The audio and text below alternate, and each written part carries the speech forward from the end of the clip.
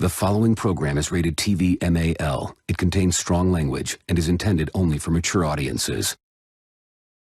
What's good? This your boy Kenneth Stones, aka Kofi Weaston, one half of the Dirty Hills, man. You already know what it is. I'm here to say what up to Off the Top Rope, man. Make sure y'all go follow, like, and subscribe, man. Make sure y'all go look into all these stuff, man. Y'all like wrestling, man. Y'all already know what it is, man. Shout out to my son Blackheart all over there, man. Off the Top Rope, you are Dirty Hills approved.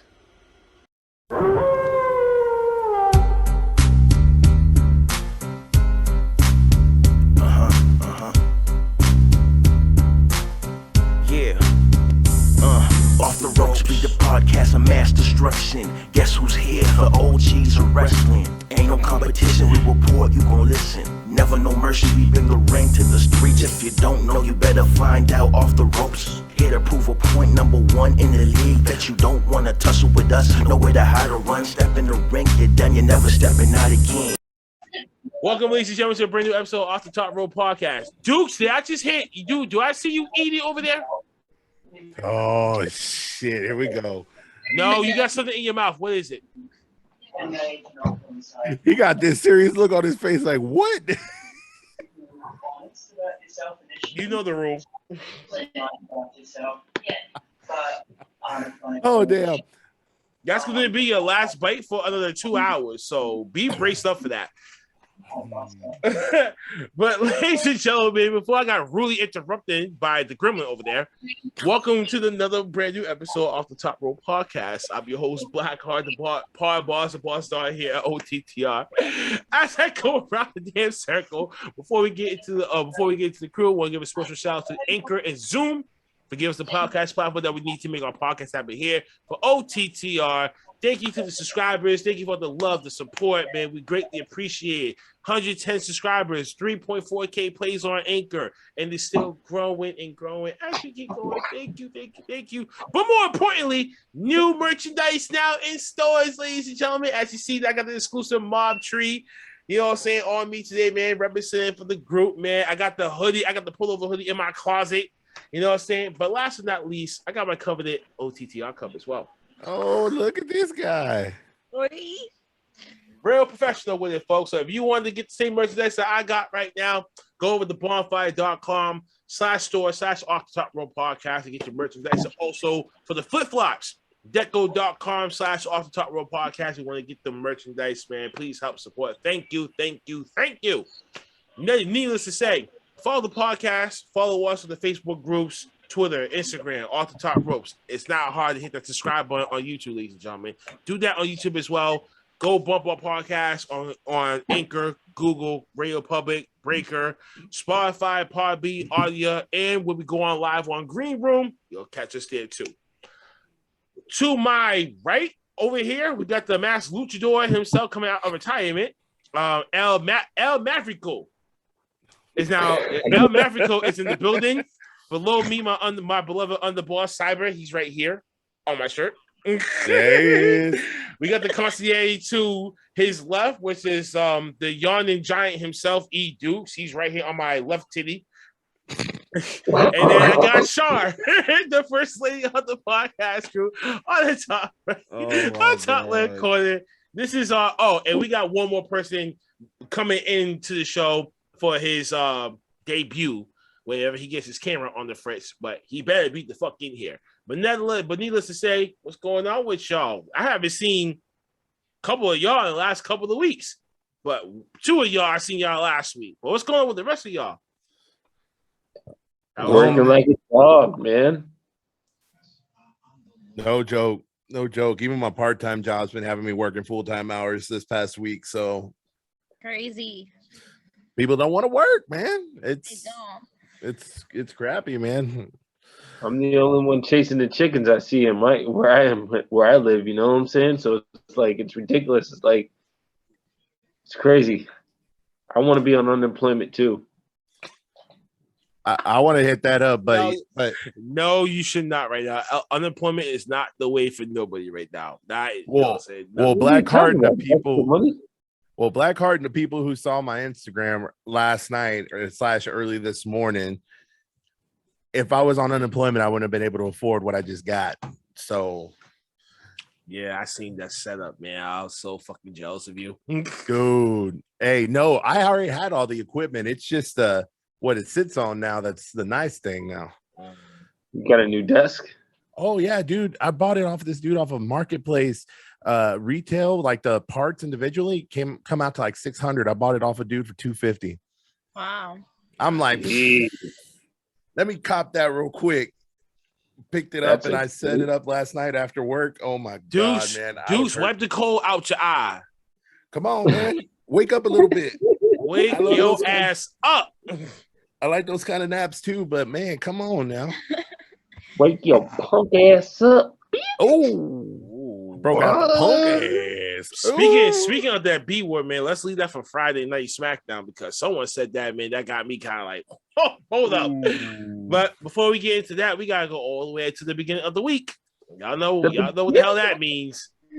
Monday. Yes, and El Mafico is hiding his tears behind his mask as we go to Monday Night Raw. Shit. Oh man, Monday Night Raw starts off with the Bloodline. Yes, the Bloodline. The Bloodline was on Monday Night Raw. They had a 6-man tag against New Day, the covered new WWE champion Big E, Kofi Kingston, and Xavier Woods, which the Bloodline eventually won because of Bobby Lashley's interference towards the end of the match, where there should have been a disqualification, but I guess that's not. I guess that doesn't vary, or the rules don't apply here. But Roman ends up getting the spear on Xavier 1, 2, 3. After that match was over, he gets hit with a spear by Bobby. Everyone's getting beat the shit out of by Lashley. And side note, MVP has underwent surgery on his knee, so he's gonna be out of action for maybe like a few months. So that's why Bobby Lashley is by himself, and he's gonna be talking for himself on his own. And about fucking time that at least we got to get to see him talk for himself. Bobby Lashley, yeah. So Bobby Lashley eventually goes backstage. He wants to match against all three. Both Roman and Big E during the main event. Eventually, throughout the whole course of the night, Paul Heyman and Big E both went up to the same authority, requesting the match. They end up getting it. That's gonna be the main event. Doudrop defeated Eva Marie in a squash match. Weak. Randy Orton defeated AJ Styles in a, anytime when you get these two in the ring, they're gonna give you a pretty decently good match. So you can't really bitch and complain about that. Yes, Duke, even you can't. No. In this case, Shayna Baszler defeated Nia Jax, and towards the end, we just see Shayna just violently taking Nia Jax out by crippling the hand, the wrist, the arm, and that one spot where she stomped on it, and the loud wail from Nia Jax is selling it like no fucking tomorrow. I thought it was kind of like an oversell, but she sold it pretty damn effectively to me. You know what I'm saying? So, there might have been some legitimacy to that because she's on the injured list now, isn't she? Yeah, but it could be like a kayfabe injury too, just to play along with the story. That's why I'm like, let's see what this plays out. But if we want to affect the storylines, get her off TV for several weeks, then bring her back. Yeah. You know what I'm saying? Well, otherwise, they would have been announced that, she's been seriously injured, some shit like that already by the dirt sheets. They probably want to You probably would have heard about it already. They probably want to give her the new team of Angel Garza and her brother Carrillo has defeated Mustafa Ali and Monster in a tag match. I actually like that idea. Like that idea with Carrillo. The new tag team on the scene for Monday Night Raw. Yeah. Shout out to my Spanish people out there, the unmasked luchadors. El Marico, just say something in Spanish. See.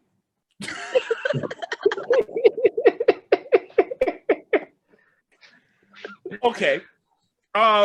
We got new women's tag team champions. Nikki ASH and Rhea Ripley defeated Natalya and Tamina in a pretty ugly quick match to beat the leading tag team for these tag team championship belts. Yeah. Can't say you didn't see it coming. I got nothing for this. All I'm gonna say is you can't say you didn't see it coming. Oh, I'm very cool. No, why'd you take off the mask?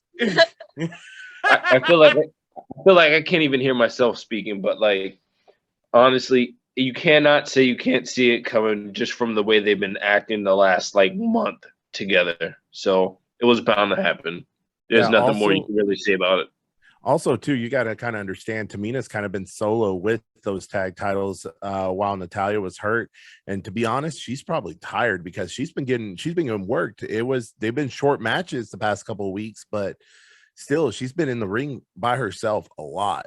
So I'm sure- Carrying. yes. Carrying. So big props to her for doing that while Natalia was gone. But I can understand why they took the belts off of her because she's probably tired as hell right now. I wouldn't doubt it.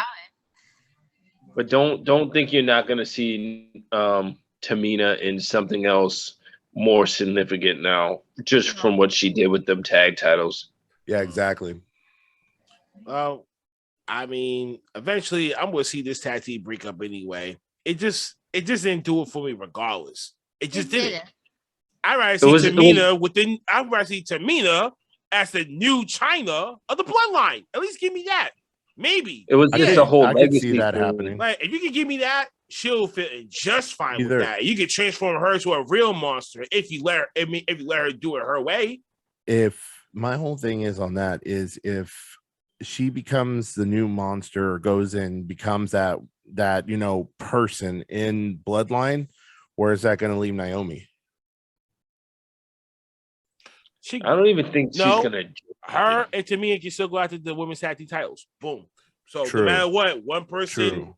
can go for one, eventually lose, but them two come to forces together. You still I got just women- don't- I don't You still see- got I don't you still got see- a new women's tag team. It's someone that never I seen just that don't combination see- before. After like what's been happening the last week with the last few weeks with Naomi when she came over to SmackDown, like I don't see anything really big happening for her anytime soon. Well, I if think you was watching the only- SmackDown, if you was watching SmackDown that happened on Friday, you can see the seeds being planted to where she's gonna get her hands on Sonya Deville. And That's the only big thing that's gonna happen. But yeah, but it's gonna get her to start changing a little bit more darker to her character. Dudes don't even say shit because you want to have your camera off and then you want to put yourself on mute, put yourself back on mute, and take the camera fucking off because I know that you say nothing about Raw. Oh my god. No, damn That's well the I energy that I'll don't. bring. That's the energy that I'll bring it today because you want to hide your face. It has to do with the Raw was only good because of the bloodline. That's what he's gonna say. Exactly. Yeah. Exactly. That's exactly what he's going to say. Needless to say, now can I continue? Then we just get And then he muted long- himself again. See, look, and then we get a long promo from Charlotte Flair and Alexa Bliss that lead it up to Charlotte just kicking the crap out of her, ripping off her own doll, which somehow she got it back from Alexa, apparently. And people, supposedly the rumor is 1,500 people or 700 people had walked out during that segment. May not be exactly true, but then again, they could have walked to the concession stand and some shit like that. Or could have went to the bathroom. This is my whole outlook on Charlotte Flair at this point. She is stale right now. She Yeah. is stale. She's trying to pull off. As I sip my tea, because it's none of my business. Oh no, I'm gonna say it flat out how it is. She is stale right now. People are tired. Tea that I got in here too. Oh my god, this guy. She is super. She is Listen, stale. I'm so happy for my damn cup, man. Like, yo, very moment when it came in the mail, and I opened, I was like, I think that first step, I was like, yo, this is gonna be my cup forever. Everyone's gonna just see me going on their shows with that same cup. They're gonna be like, damn, bro, like I'm like, bro, this is me. This is my shit. Well, God knows what the hell that actually could be in my cup. It could be some Hennessy tonight. ooh, You sounded said you're gonna good. buy us all a cup. You're Oh, so that's nice. what's up. Hey, That's You're what's gonna buy- up. For Christmas, you're gonna buy us all a cup. That'd be so nice of you. You're the man. maybe, Thanks, boss. Merry Christmas. maybe. All right. So here's Maybe. my thing. Here's my thing You on might never Charlotte. know. You might never know what I dig up for y'all. Here's my thing on Y'all Charlotte. can actually have like a free shirt coming in the mail to be like, What? oh, you'll be like, oh, wait, this is a limited edition one. This is something that he didn't even tell us about. Oh, this Like, guy. you're like, he had this shit in the woodworks. I'm like, yeah, low key, and y'all didn't even know it. I'll see y'all later. I'll see y'all after y'all vacations is done. Oh man. All right. So here's the thing on Charlotte. Like I was saying just a second ago, I think she's still at this point. I think she's trying to reinvent herself, but it's not going well at all. to be honest, I think what she needs to do, and I know a lot of WWE fans, like hardcore fans, are not going to like me for saying this. She needs to go somewhere else. She needs to get that variety, like how Drew McIntyre, he got cut. He was on the bottom of the barrel when he got cut. He was supposed to be the future of the WWE, 5 years ago. And he got cut. He went back to the indies. He reinvented himself. He put muscle on. And he came back and he was completely dominant. Now you got to look at him, but Jinder Mahal kind of went a different route too. He kind of did something a little bit similar, came back, actually won the title because of Saudi. So, I mean, and to be honest, that was a good business move for the WWE. But for me, I wish Carew was here. I could say this to his face. But freaking Jinder Mahal can go and crawl back into the little corner he was in and not come back out, because I'm tired of seeing him already. I totally agree. But Charlotte needs to go through a time of being away from WWE for a couple years. Maybe go and be in AEW with Andrade. Let them do something together. Let her reformulate herself with Andrade or with someone else, and then go back to wait. And what happened here? You got to do sweatshirts too? Why did I have a feeling he was off camera doing that? Wait, I feel more clear this way. He's that plug that just keeps on going. He already got the sale on him, but he keeps on going over and to try to sell more than what he needs to. Watch, next thing you know, he's gonna pull out a trucker hat with our pictures on it. You might on the front of it. You might never know. Some cartoon version of yourselves and shit like that, like the family. You're just gonna come on. Yeah. Leave me alone, Maverick. Shouldn't you be putting on your mask? No, I was about to say something, but honestly, I agree with Cyber right now about this whole Charlotte Flair. Like, I'm just over her in general, and I think that taking time away from what she is, because now she's starting to get a lot like her father and just boring. Yeah, and just boring because it's the same old speech, just said differently. So, and here we go. E-Dukes turned on his camera and unmuted himself. He's going to say something. Come on. Dude, Cliff Note version, man. Fuck Charlotte Flair. But I totally agree with you guys. Like, she could use a little leaving and reinventing herself. Make it a bigger name. Wait, folks, can I say something to Charlotte real quick? We kind of had this little talk behind the scenes, right? I feel like you haven't gotten to your tirade yet. You haven't gotten to that heel turn that where something's gonna tick you off to the point of no fucking tomorrow, and you're gonna go on the fucking rampage, and we gotta sit back and take it. We're just waiting for that moment to happen, and I'm thinking it's gonna be a John Moxley screw me moment that's gonna make that happen, or something involving Charlotte Flair. Something along the lines of like a Mox heel turn on like Eddie Kingston would probably get that reaction. Ooh, that might be coming soon. Don't say that. I feel like what she'll do is like she'll end up losing her shit like Batista did and just go on a fucking rampage, except actually start beating ass, and actually start wrestling. Because right now it's just like right script, Charlotte Flair always wins. I think it really needs to be she needs to just not be on the mic and just wrestle. Agreed. Just fucking wrestle. I'm sorry. And y'all forgot about this too? Oh, wait. Don't you even get me started on that. I swear to God, Blackheart. Don't you? I'm ready for tomorrow. I'm ready for y'all Extreme Rules and predictions, man. I'm telling y'all right here, right now. Y'all gonna be crying and me tomorrow. Don't even start that. I can and I will. Oh, sorry. I had to get mine.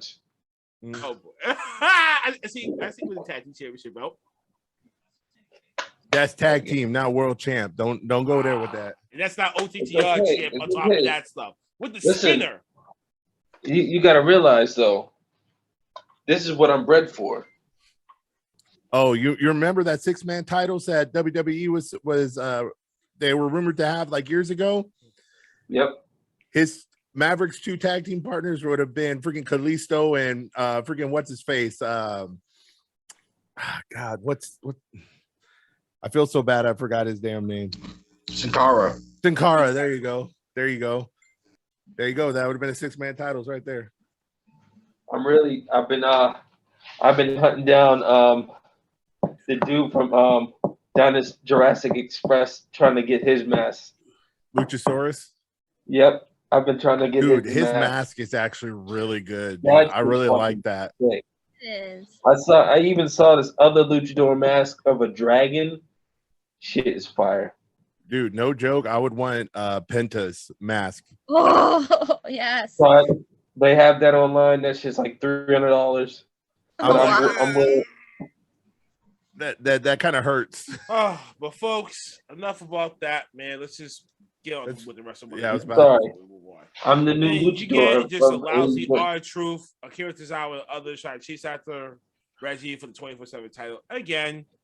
It is a title. Jeff Hardy defeated Sheamus, so now he's going to be part of the United States Championship triple threat match between him, Sheamus, and Damian Priest for the United States title. So that's going to happen. After the match, they brought, of course, what else will happen? But the main event, the match of the night, the triple threat match, Big E, Roman Reigns, and Bobby Lashley. This was actually good. This was a good match. Yes. Great match. Okay, I'm gonna side with Maverick. Great match. This literally saved WWE for this week. Well, no, but it I saved feel it for like now Monday. they're gonna. But now I feel like they're gonna go down this avenue each and every week as long as football's on. They're gonna ride it to at least Survivor Series because this is what I see happening. New Day's gonna wind up winning the tag titles. They're gonna wind up getting into a match with RK Bro. Yeah, Mav said it. What was it? 2 weeks ago? Some 2 weeks ago. Yeah, they're gonna wind up winning the tag team titles, and then it's gonna be Bloodline versus New Day Survivor Series. Yeah, makes sense. Yep, this is the only way it's gonna work. There's no other way to go. There isn't. Only because what's happening right now, Bloodline's keeping SmackDown alive, and what they want to do with Raw, we bring over Big E, and guess what? His boys are already there. New Day, we get the money, bang, bam, boom. But remember, we have the draft coming up. I think in a week. Monday. But you really? No, excuse me. Do you really? No, Friday. Friday. But do you really think they're gonna get rid of New Day? The following week. They're not gonna get the only thing I could see possibly happening is them flip flopping them, sending Bloodline to Raw and sending New Day to SmackDown. That's the only thing. That won't work. They're not gonna do that. They're definitely not gonna do that. They're not gonna do what they did the last time that both champions just traded belts and then they went on their new respectable brands and moved on. Well, the Universal title and the WWE title won't trade. Yeah, no, definitely not. They're going to stay the way that it is. That's why I said the only way that this will work is if New Day and the Bloodline stay on their respectable brands to be the representative tag team and main attraction, the main card, and you keep it that way for both shows. Yeah. So no matter what, later on down but no matter what, later on down the line, you're gonna get someone coming into the mix. Yeah. So, but Roman Reigns ended up coming up on top, winning at the very end. He pinned Lashley because of course you gotta protect surprise.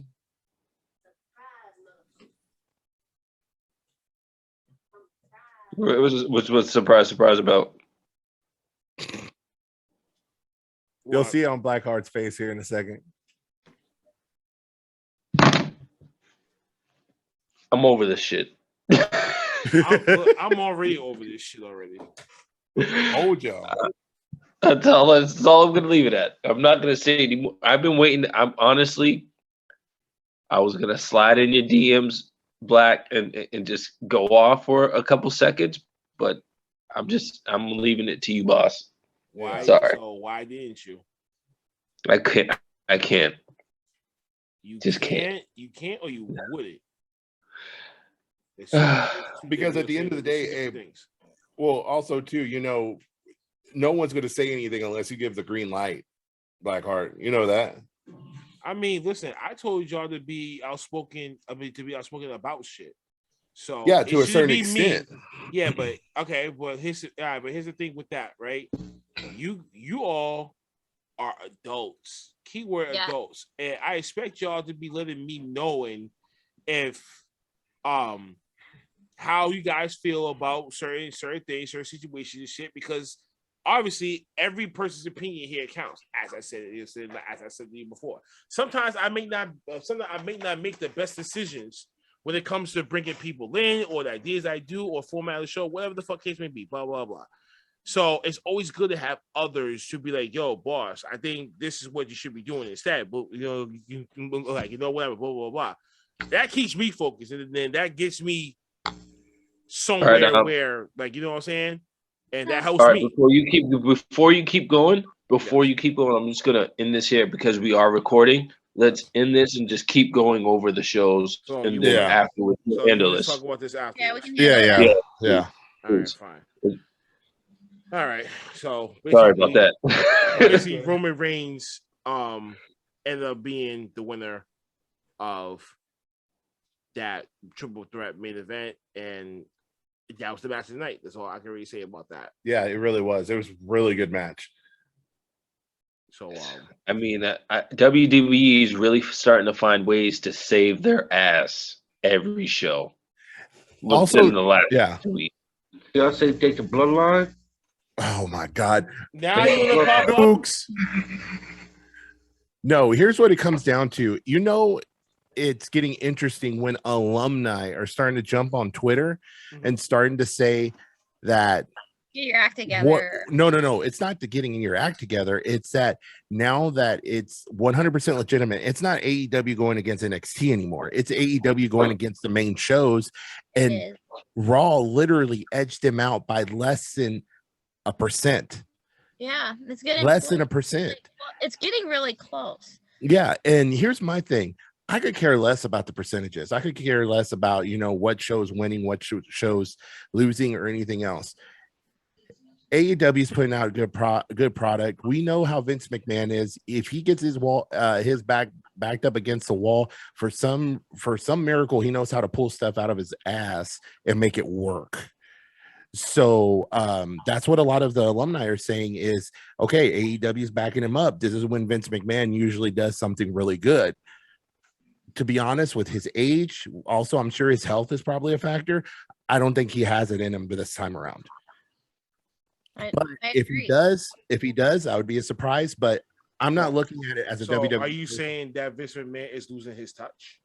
Yeah, he's been losing his touch for a couple years already. I totally agree. The product speaks for itself lately. Lately, the last 5 years. Have you not watched Raw? This whole last year, Raw has been more entertaining than wrestling. Right, longer than that. I'm just saying this past year. Let's just think about it like this. The only thing that really saved Raw during the pandemic was that there was no audience and they were actually fucking wrestling.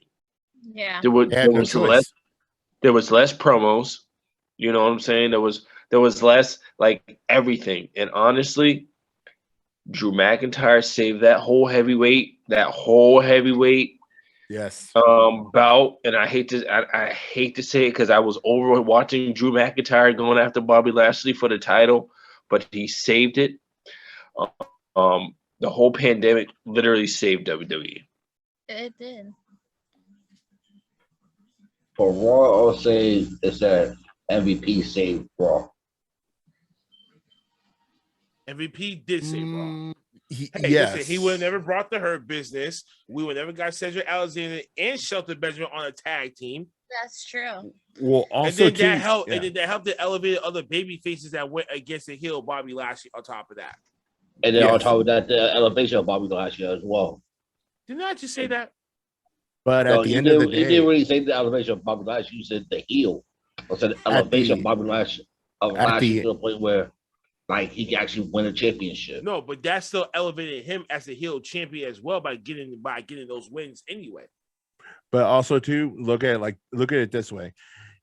One, MVP would have never gotten the green light unless Vince McMahon okayed it.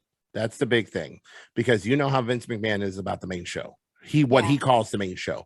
If he doesn't green light it, it ain't gonna happen.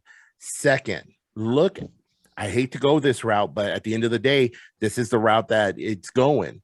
Is the other reason why the Hurt Business kind of excelled at the time it did?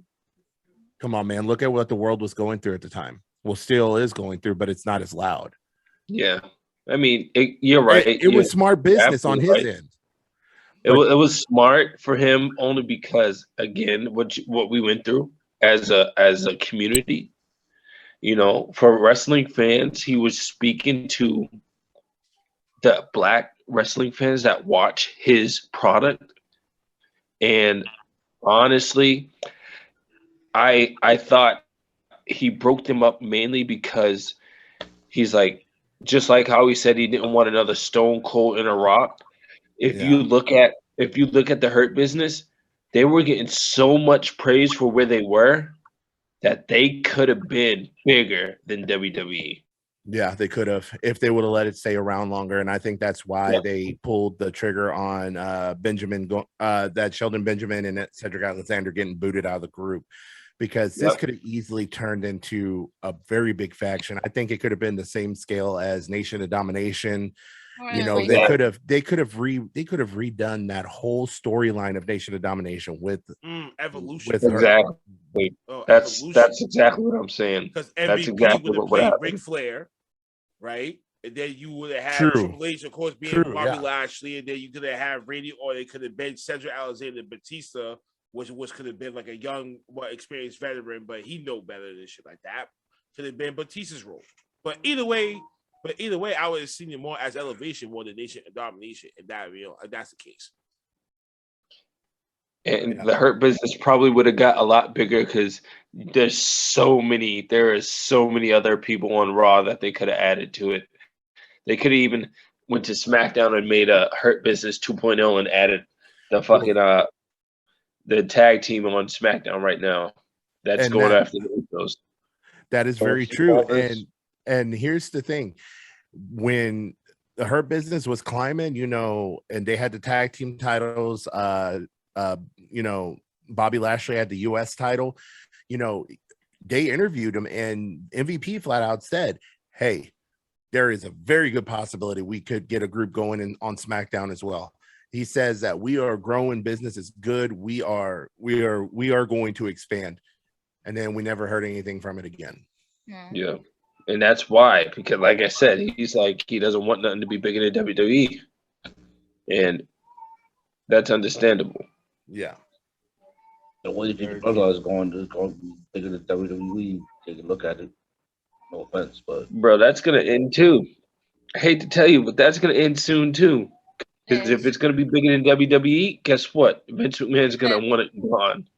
Yeah. He's gonna nip that shit in the fucking bud. And like I said, do you think it might just be getting close to that point where it's gonna be bigger than WWE? Yeah. Oh, it's almost there. It's almost there. Let's be real here. What else is on SmackDown right now? Nothing. King Nakamura. Oh, well, that's true. If they wanted to put some heat under him, I could see him becoming, you know, a headliner for sure for them. Especially if they keep Boogs with him. I think that's it. Well, until Sasha Banks, and Bayley come back, then I'll be like, well, Sasha Banks isn't gone due to injury. She's gone because she's filming Mandalorian again. I think she's filming that right now. And then Bayley's legitimate hurt. Yeah. So when she, it's going to. But you got my main man, Rick Boogs, man. Fuck out of here, Mr. Gene Unitard, man. All right, we ready to move on to Tuesday? Let's talk Tuesday, baby. Let's do it. All right, guys. So this is week 2 of NXT 2.0. Man, I don't know. I'm still in the feel out process with it, man. I saw some shades of good stuff. I saw some shades of stuff that I'm like, oh, that's Vince McMahon written all over it. Yeah. It still needs a little more time for me, you know. Yeah. It's like cookies in the oven right now. I just put them in last week, you know. I just put them in oven, you know. They're slowly baking, you know. This is like NXT 2.0 is like AEW for me. It needs to sell me, and NXT 2.0 isn't selling me yet. Okay, so I completely agree. It's a completely whole new outlook for NXT, and to be honest, I'm 100% happy that they have Ciampa as the NXT champion in this, because it gives that splash of old school black and yellow NXT still in it. So that's definitely a good thing in my eyes. But kicking it off though, we're looking at Braun Breaker. Man, he sounds exactly like his kin folks, man. It is unfreaking real. I cannot believe how much he sounds like him. But you know, I don't know why. I don't know why WWE is not letting him use, you know, the Steiner name or using any reference to him, because everybody sees it. You look at any of the Facebook groups, you look at any social media, they're comparing him to his family. They are. So, I mean, the big thing is I'm surprised he got a match against Tommaso Ciampa. I'm really surprised he got that match. Well, actually, hold on. He got the rocket to the moon. Yeah, they strapped the rocket to him pretty much. And you know what? I hate to say it. He's probably going to wind up taking that title off of Ciampa if another challenger doesn't pop up in the next couple of weeks. He's going to take that belt off of Ciampa. Let me take over from here. Sorry, okay, folks, I had to take care of some stuff behind the scenes. All right, so NXT 2.0, you're going to open up with the new badge and Tommaso Ciampa as your NXT champion coming out with the rise. The heels come out, brawl ensues. So this is just little itty bit storytelling that's just going to give different branches and different where people's going to go off to. So we just got that little hint right there on the spot. Yeah. We got a new cruiserweight champion though, with Roger Strong. With Roger Strong defeated Kushida, they're taking the belt off him. Now he's the new cruiserweight champion. The Diamond Mine got some gold around the waist, and Michael Bivens is looking like a Paul Heyman over there. You know what I mean? The Dangerous Alliance from WCW is forming right here at NXT. And I'm liking what the hell I see in Diamond Mine. No funny shit. I do too. I like what he's doing. I really do. I really like Creed Brothers. They're going to be someone that I'm definitely going to be looking forward to watch more. So I can tell you, I really like what he's doing. Yeah, I can tell you this: MSK might be in trouble, because if Diamond Mine starts getting traction, I could see them losing the titles. Same. Oh yeah, easy. And then we get Grayson Waller coming out and issuing a challenge to face Roger Strong for the newly coveted Cruiserweight Championship. That's going to happen next week. And that's what we're going to start at. Kaylee Ray defeated a jobber called Amari Miller. And Dante Chen making his debut versus Trey Baxter. I think Maverick said it best when he stole the wing clipper move from Angel Garza and made it to his own little thing. I think what really pissed me off was Wade Barrett in the background, bro. Whoa, what is this? I've never seen this before. What do you fucking mean you've never seen this before? Angel Garza, come on. Like, how are you gonna say some stupid shit like that's what made me mad was Wade Barrett. Oh my god, that move was incredible. I've never seen this before. Bro, Angel Garza was on NXT when you were announcing, bruh. Well, that's none of my business. And him over there sipping on his new cup. Damn. Here we go again. Here we go. Bro, promotion. Damn. See, that's not an OTTR coming. That's a plastic cup. Put your cup down, Dukes. This ain't plastic. No, I was talking about Dukes. I thought that was a plastic cup that he had. Oh, man. Cameron Grimes defeat Joe JC, who is a controversial gimmick, I guess, and they're kind of put this whole leftist type of gimmick on this guy, and I'm sorry. I hate to say this, but I kind of like rumor mill is he's making some waves with that gimmick and that promo. They're trying to alter it around and edit it around. I guess some people took it as offensive. So I didn't really see anything wrong with it. I didn't see anything wrong with it either. Nor did I. I'm just like, maybe I'm just not looking from a political point of view, because if I was, I would probably understand, but maybe that's the reason why. I don't know. I can tell you this. I love wrestling like all get out. That's why I started doing this when I contacted you. Mm-hmm. But yes, I do dabble in politics a little bit, but I'd keep those two things separate. But yes, I'm sorry. Yeah. I thought that promo that this dude dropped was hilarious because it links to what's going on right now. And I can understand why some people's feathers may have gotten ruffled. The woken gimmick, as they want to try to dub it right now, currently, is what I was like. So nah. I'm like, no. Nah. I mean, a woke person. I'm like, do you not know what the hell woke is? And who even thought about this idea in the back? Would have been my first question. If it ain't the black person, some good shit. I don't want to hear it. If it ain't a black person saying that, you know, saying in that team meeting back there, that I think something's completely wrong with this. But I don't know. I mean, it was Dave Meltzer. Dave Meltzer needs to get off Tony Khan's. Don't let me get started on him, because I add him on a couple of tweets from the podcast page. So I'm hoping that a new enemy comes about that, because he said something about Murphy that kind of crawled under my skin, and it made me think about Dukes. It made me think about everything that Dukes had ever said ever since he's been on this podcast, where people going to AEW, that person going to AEW, the very moment when he leaves WWE, blah, blah, blah, blah. And something that Dave Meltzer had retweeted, and he says something like, well, I guess AEW passes on talent too. It's some other shit. And I'm like, what? I went on a tirade outside my house, and people were looking at me. You know, it was like, I'm like, what the fuck? And yeah, I went on a Texas spree. I was like, yo, Dave Meltzer needs to shut the fuck up, because he does not know what the fuck. And like, how the fuck can he be saying that someone should be going to this place? I mean, are you getting in the ring? Are you taking these bumps, motherfucker? Like, unlike Brian Alvarez, he actually took bumps in the goddamn ring. So I can respect his opinion, because he actually knows from a wrestling point of view of what the fuck goes on. And no, stop. But from a writer's point of view, if you haven't gotten your ass in the goddamn ring and know what the fuck is going on besides hearing the word of mouth or your own opinions and basically depicting other people's lives about what the fuck he or she should work, shut the fuck up. And that's the city I keep telling this motherfucker down here.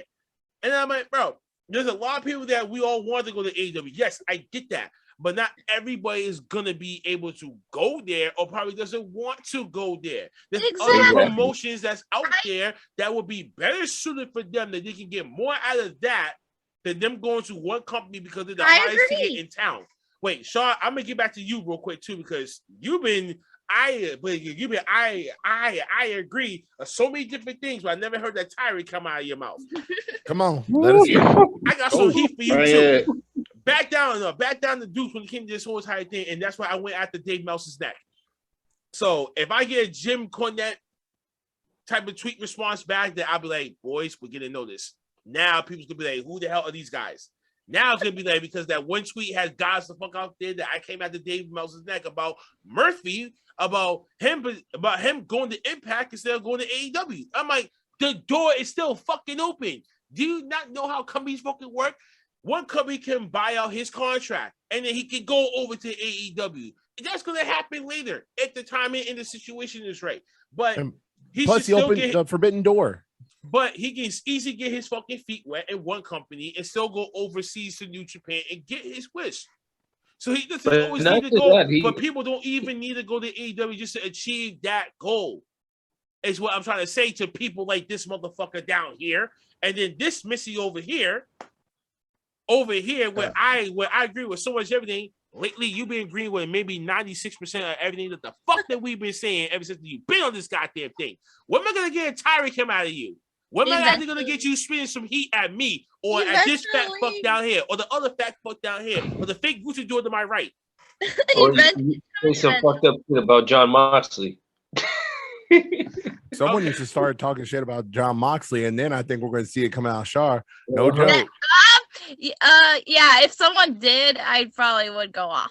I hope Eddie Kingston kicks his ass. No, That would never happen again. Survivor, no way. Wait. I When think Karma's no, fine when, to no, watch when the movie. Eddie Kingston was the heel, he had the opportunity to do it. And he did it. But I need to see some fire come out of that ass of yours, damn it. I think honestly, wrestlers that are going to Impact instead of AEW are actually fucking smart. Only because it's helping build them up as a wrestler first before anything else. And that's what needs to happen.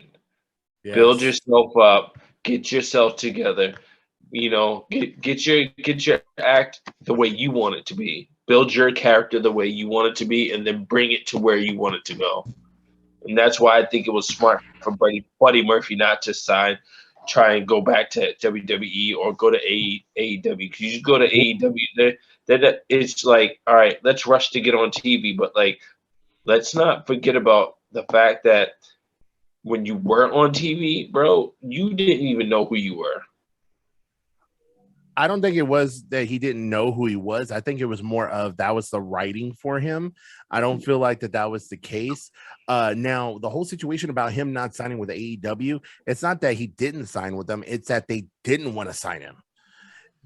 So I think him going to Impact is going to work out in his favor, because if he starts, moving up quick, Was over there. they're going to pull him through the forbidden door. He's going to pop up exactly like how Anderson and Gallows are popping up right now in AEW, part of the Elite. Do with less of them in AEW. See, there you go, right there. Ha ha. My own prime example. You agree with everything the fucking. I know there's something that you're gonna be disagreeing with to some fucking extent. It's gotta be something that you gotta disagree with. John Moxley is underrated. No, shut up. No, shut up, Cyber. No, I'll shut up, take Cyber. underrated. No, Yeah. that's just cheap heat right there. That's cheap heat that's trying to get her going. No, but- It's gotta be some genuine heat. It No, gotta be I something can that's do- gonna tick her off. It's gonna be like, yo, Tony Khan, Tony, what are you doing? Why are you booking him this way? Why are you changing my Moxley? Like, no. I need that fire. Yeah, I've been saying on social media a lot. Like, you know what? He has no direction. Give him something to do. It's getting ridiculously annoying. Stop putting it on social media and let it out over here and let us freaking hear you say it.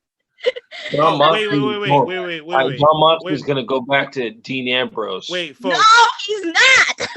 Wait, folks. No way. Folks. And here's what I said. I said Dave Meltzer needs to shut the fuck up about which wrestlers go where. Let them make their own damn decisions, you jerk off. All this talking about XWE stars going to AEW equals WCW 2.0. XWE stars going to Impact, not enough to get noticed. And then I said, by the way, the door is still open, and as long as the working relationship is still there, more wrestlers will show up at AEW on their own time at Dave Meltzer. I don't think I can be any more clear than that. And that goes to the same motherfucker that just showed his face down in the camera, too. Are you gonna say something else other than WWE ain't shit and AEW is the best? And then all if this you're other Master crap, Man back there, man, please wash your hands.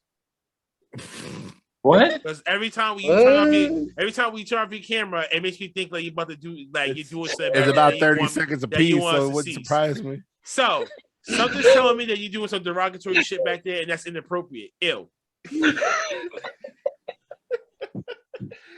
We're moving on.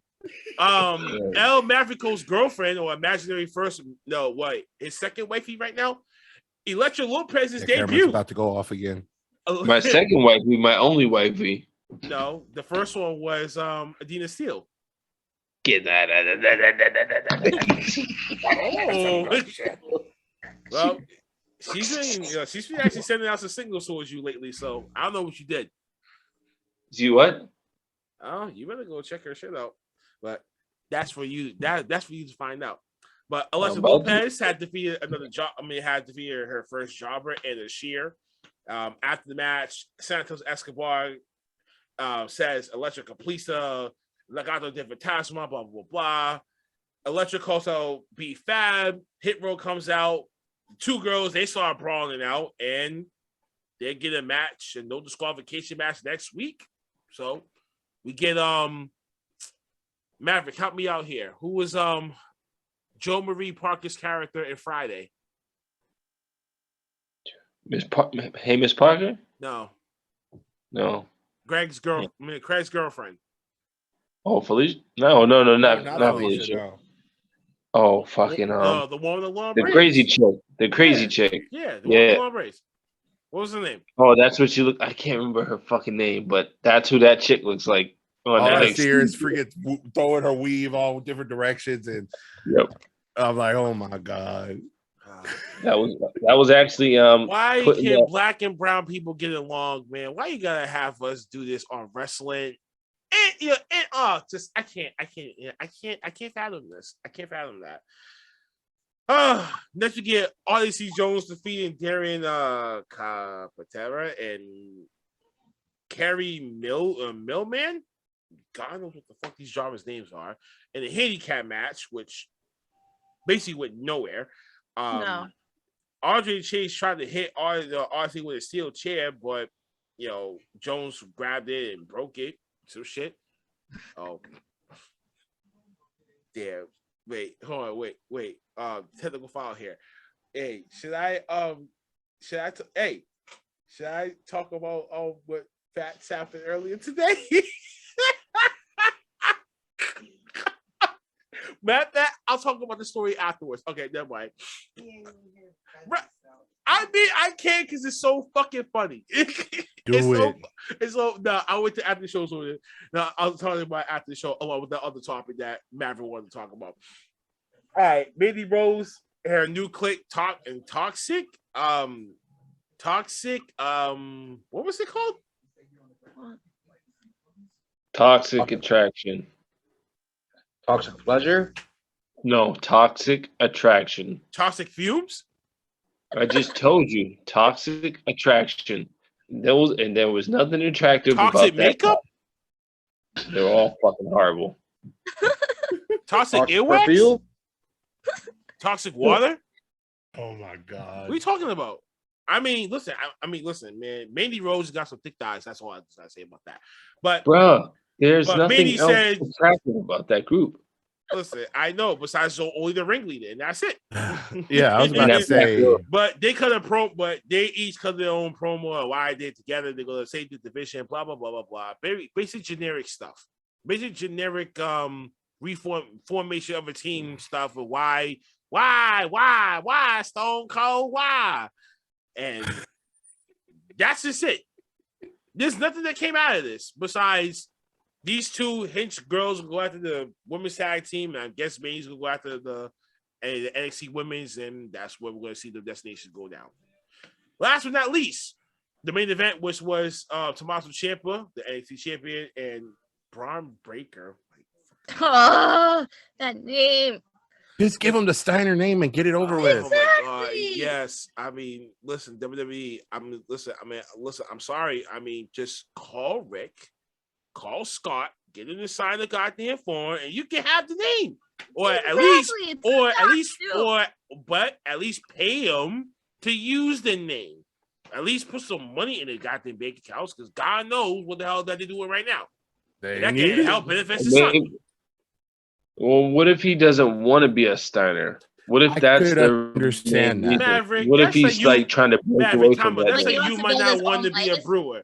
That's like him might not want to be a Barksdale. Her being a C. But sometimes this man down here. I hate to say it, but some legacies. Think about it. Some legacies don't want to be a legacy because look at the shoes they gotta walk. Exactly. Look at the path they gotta walk. Look at Charlotte Flair. But look at The Rock. Wait. But look at The Rock. But look at certain people like that, and then look at certain. And then you look at Bray Wyatt, and then you look at Bray Wyatt too. He's the son of IRS, and he made it creatively on his own, and he's still revered on his own. Sure, certain people are hitting misses, but there's other people that are having sustainable careers and they have huge accomplishments and accolades. Natalia is one of them. I'm just saying. That's just the Roman what if. is one of them. The Usos is one of them. That's all a family-based project right there. I'm not saying it's true. I'm just saying that's just a what if. What if that's the reason why they call him Braun Breaker? Nah, You know, because maybe he went to the creators and like, I don't want to be called Steiner because I want to walk my path first. Nah, they changed it at the last second. No. Hey, The Matt, very moment when you go into changed it at the last WWE, minute. they're putting a gimmick on you the very moment when you walk in the goddamn door. We all know that. So I think even if they did, they would have to call for some money to do it. I think they wasn't trying to spend. I think it's like, you know what? Now we'll go through it organically. If things don't work out with that, then we have to go that route. We'll open up the pocketbook. Yeah, you know the whole exactly. damn releases that they just did. They're trying to shape up money to try to make the numbers look right. You know what I mean? Yeah. So, but at the end of the day, these two tag teamed up against Pete Dunne and Rich Holland. They got the dub. Kyle O'Reilly comes out of nowhere after getting smacked down the previous week and attacks Holland. So where's Kyle O'Reilly going to be in all this? We don't know what's going to happen to him. We'll find out next week on Dragon Ball Z 2.0. 2.0. Oh hell! And that was NXT 2.0. Next. Well, all right. Next is what the hell that y'all been asking for. Is what the hell y'all been craving for. Y'all know what that means.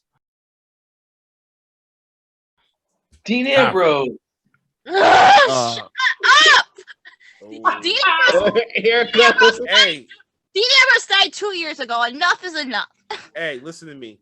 You better, listen to me. You better speak up for yourself right here, right now, Missy. Yeah, enough. Cut The it out. return of Dean Ambrose. No more. He died 2 years ago in that prison. Hey, Are you afraid he's going to come Hey, back listen, to SmackDown how and about be this? at this shit again? John Goodman should not be a death match wrestler. Oh, that's part of his past. Let it go. Bullshit. Oh, come on. Seriously? Yes. I mean, look, he's still hanging out around there in GC Dub. Dean Ambrose is the greatest Shield member. Yes, indeed. He was the greatest leader of all time. He was until they treated him like a third wheel. I mean, he was a third How the wheel. hell he gets squashed by Nia? How the hell he gets squashed by Nia Jax as he's walking out the door? Because I'm so glad that feud never took off. Hey, Shar, wait a minute. But Dean Ambrose also had he had a syringe stuck up his ass too because he didn't want to smell the stench of the city. He was allergic to the people of Pittsburgh. Oh, was it Chicago? There we go. In Char's nightmare tonight, she's going to be sitting there watching SmackDown on the first night of the draft. Then all of a sudden, she's going to hear this. No. Wow, thing. No, I'm not. She's still under contract. No, she's going to hear Dean. She's going to hear. He's still under contract. She's going to hear Dean. What's the announcer's dude? What's the announcer's name that be on the desk going crazy when Nakamura comes out? Pat McAfee. Pat McAfee. Pat McAfee's gonna be like, "Oh my God, it's Dean Ambrose!" He's gonna start standing up. And Dean Ambrose, listen, and John, he's never gone listen, back there. and John Goodman goes back to WWE. I will lose faith in him. He's never going back there. Now when he can do all the stuff he's doing in the big underline is if he goes back, I will lose tons of fucking respect for him. I honestly, I would be damned. As big of a fan as I am, I'd be disappointed in him too because that's like you took that chance. You took that chance to gamble on yourself to make a name for yourself. You better hope and pray that, or you better pray that Renee doesn't divorce him. Not happening. They've been together for going on 8 years. Absolutely not. I don't see that happening. You'll be the type of person that'll go in that inbox real quick. John, come babies and love don't mean shit. Anyway, divorce. We are on the Grand Slam night one. Don't mean shit when it comes to divorce. Hey, we're going on the Grand Slam night one of AEW Dynamite. This is what y'all asked for. This is what the hell that we got. My match of the year. What, Dean Ambrose coming back to SmackDown and beating up Roman Reigns? No, Kenny and Bryan Danielson's my match of the year. Okay. Well, she already got me to the goddamn punch. God damn it. Kenny Omega and Bryan Danielson had a 30-minute time limit, and one of the best matches of 2021. I totally agree. It's gonna be in that conversation later on when they make their polls and shit like that. It's gonna be one of those matches. So vote for that one, if anything else. Here, let me say it for sure. I totally agree. Cut it out. He's poking holes in you. He's trying to get that tirade out of you. And it's coming soon. I want to see that too. Ain't no soon about it. We'll keep on going. This isn't the movies, hey, and we're not waiting until Friday for Your it. man was a thief growing up. You know that, right? He stole a Super Nintendo. Oh, come on! Where he came from? He said it too. He did. Hey, wasn't he the one that smoked coke in the library? Wasn't it? No, like I said, it's going to be in her nightmare Friday night. All of a sudden, you hear. Nope. Oh, never happening. But this match ended in a 30-minute time draw. This match ended in a 30-minute time draw. Adam Cole, the Young Bucks came out to try to separate both of them, but he attacks Bryan afterwards. Then you get Christian Cage, Jungle Boy, Lucha Express come out to make the save for Bryan, of course. So see how that goes on.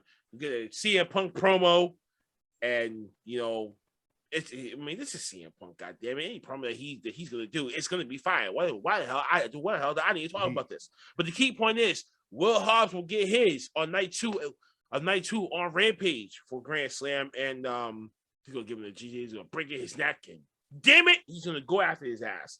And CM Punk is just CM Punk. When there's nothing more I can say about it. Just thank the Lord that he's back. Yes. MJF defeats Brian Pillman Jr. in a decent match. I gotta give props to both guys, but we all see MJF is not gonna go down anytime soon. So what y'all get your hopes up for? I was kind of hoping, I'll admit it, I was kind of hoping that Pillman was going to pull that one out, for everything that happened over the past couple weeks. Listen, I would see you agree? That, you agree? Listen, it's no time for MJF to lose. I totally agree. The only time when MJF should lose is when Wardlow becomes a babyface and goes after him. That's when he should lose. Wardlow should have turned on him a long time ago. And that's slowly brewing too. And I totally agree. I totally agree. We're gonna make her tonight. Wow! Also, you make my heart say. Big Ambrose is back on SmackDown. Wait, hold on a second. What was the little talk show that he had? The Dean Ambrose Asylum, Ambrose Asylum. Yeah, Ambrose Asylum. What was that gimmick match that he had? The Asylum Cage or some shit like that? That was the weakest match ever. The Asylum match? Some Asylum and what's Cage so funny match is that was against Chris Jericho. Yes, and it was against Chris Jericho. Out of all people. Out of all people. Chris Jericho probably whispered in his ear. Next, oh my God, we get the rematch. We in the House of Black with it. Malachi Black versus the returning Cody Rhodes. Coming out with Brandy, postmortem pregnancy. She actually looked really good. She looked really good coming out post pregnancy. Malachi Black gets the victory over this. Holy shit. Cody needs to turn heel, regardless of whether he wants to or not. This shocked me. I totally agree. This shocked me when the referee wasn't looking. And then when Cody got angry and it shoved the ref out the way, I was like, Cody, what the fuck did you just do? He walked over and he get hit with a black mist. I was like, he pulled it to Jerry. I was like, yes. I was like, oh, I did not expect that to go down, but that was a good unorthodox finish that you didn't see that. I totally agree. Yo, oh man, but Malachi Black hit the black mist on Cody and do the most dangerous move of all sports entertainment. I totally agree. The surprise roll up. It gets the W over Cody. And Cody just selling the whole thing. Oh my god, it's fucking ridiculous. But Malachi Black gets a dub. We in the House of Black. I'm part of the movement, man. Like, that and Dark Order still. Next we got Sting and Darby Allin defeating FTR, which I gotta say this was a great fucking match. And the trunks that FTR had, I was like, bum motherfuckers, because the NWO test that they had, oh my god, I was like, best tag team ever. Cyber. I totally agree. Oh man. Wow, breaking news. Dean Ambrose returned to SmackDown. I totally agree. But this was a great match between both tag teams, Sting and Darby and FTR, which it blew my expectation. Needless to say.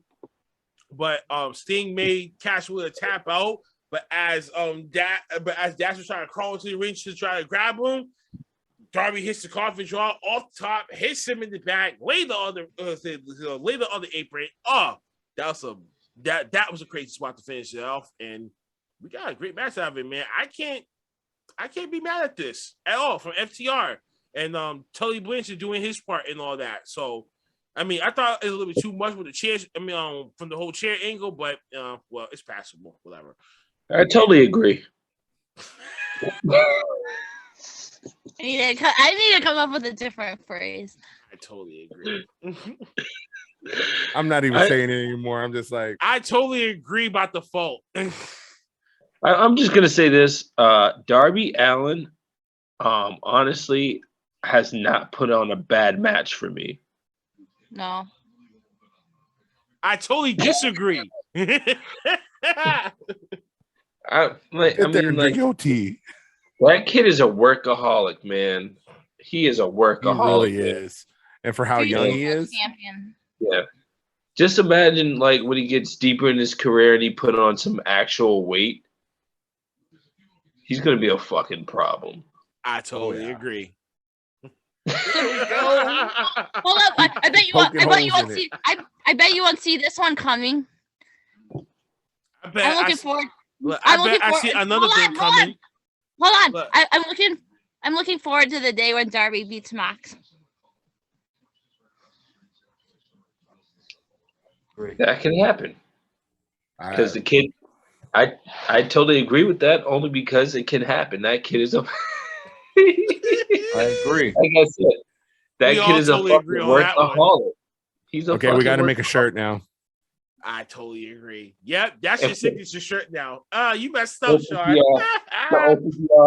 I totally agree. We're gonna make her go off tonight. We gotta keep going. Yeah, I'm really gonna try to make a shirt out of that now. Man, you messed up. You messed up with that one, man. All that I just thought about was the man Becky Lynch's font. I totally agree. Boom, sold.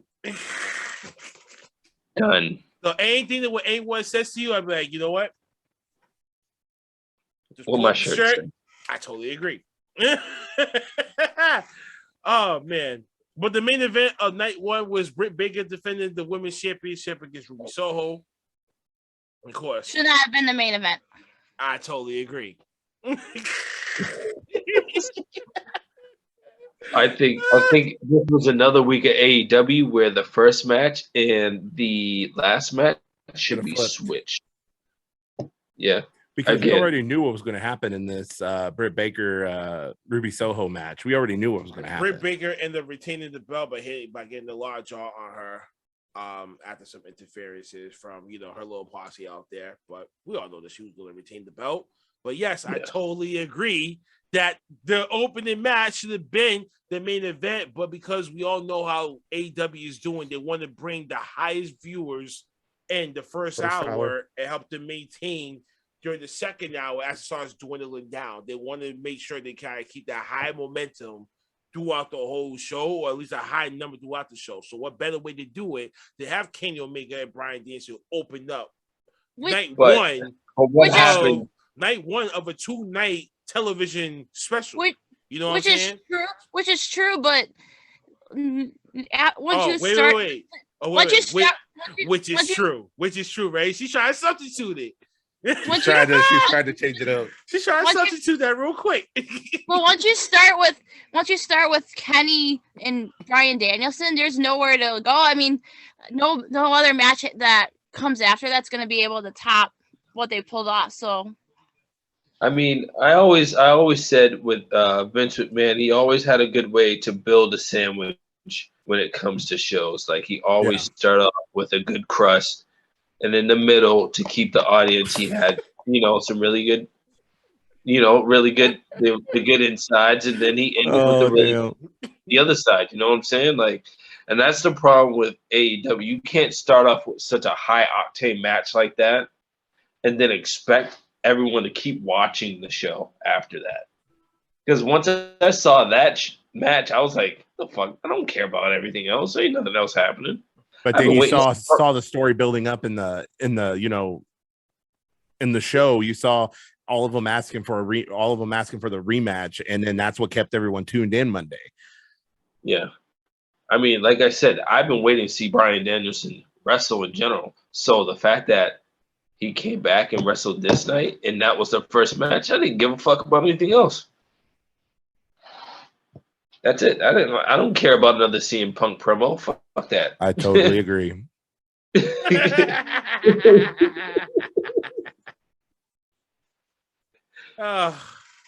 Sorry, anything to say? Charlie, you don't know what you just started. You just started, and you know what? You've been doing it for weeks, so now we're gonna get you. I totally agree to that one too. I don't think she has said anything else other than I totally agree.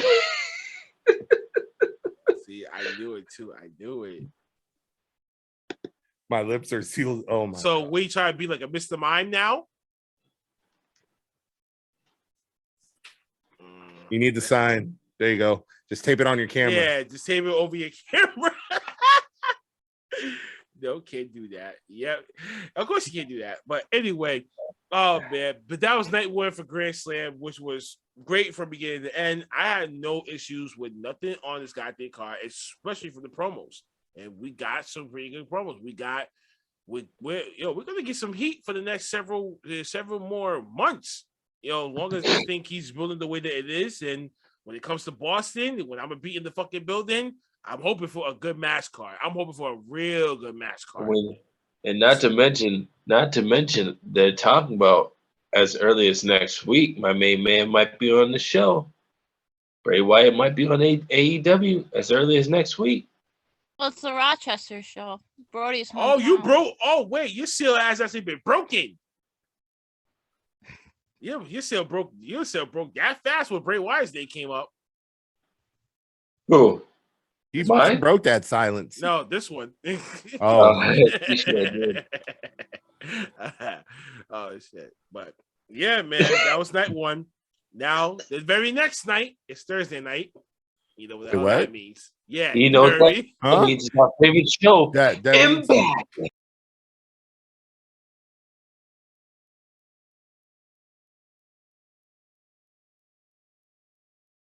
That means something. Yeah, Impact. So the overall story of this episode was basically the aftermath of what happened between Moose and W. Morrissey versus Sami Callihan and Eddie Edwards. And Eddie Edwards' girl or wife got powerbombed by Morrissey, so she got knocked the fuck out, and that's how they ended to the tag team match that happened spewed. So the whole story arc of this episode was basically getting revenge on Morrissey and Moose. And Eddie Kingston still in disarray from what happened previously at the last pay-per-view. Sami Callihan comes out of nowhere. Disagree. Eddie Kingston? Oh, wait, excuse me. My fault. Eddie Edwards. Eddie Edwards, my fault. You actually did correct me. Thank you. And you actually used a different terminology this time around. Disagree. Eddie Edwards to Sami Callihan, my fault, now is hunting for revenge on both Moose, and they got their revenge on Moose first, but they went after Morrissey last, but Scott D'Amore and some guys just came out of nowhere and bring all that up. So that's going to be transition over to the next previous week. I'm guessing this is going to be some like no disqualification or lights out type of tag team match between these two. Next pay-per-view for Bound for Glory somewhere down the line, because I don't think they're going to do singles competition here. They're going to keep all four of them fighting in the tag team and get that story to end. Don't think so. Oh, you don't think so? No. So what do you know? Sami Callihan's injured. Oh. He broke his ankle. He broke his ankle leg, so that's not happening. Hey, we seen wrestlers have twisted up ankles before, and they just still can't actually make moves. He's out. They said he's out till spring of 2022.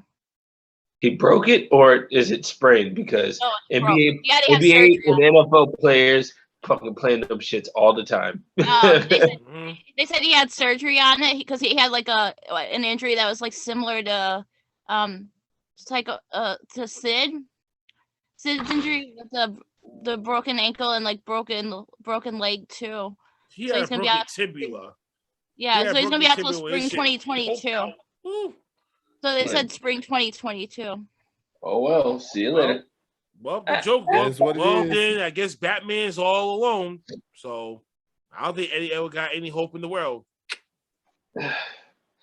But what kind of shocked me was the walk-in war machine.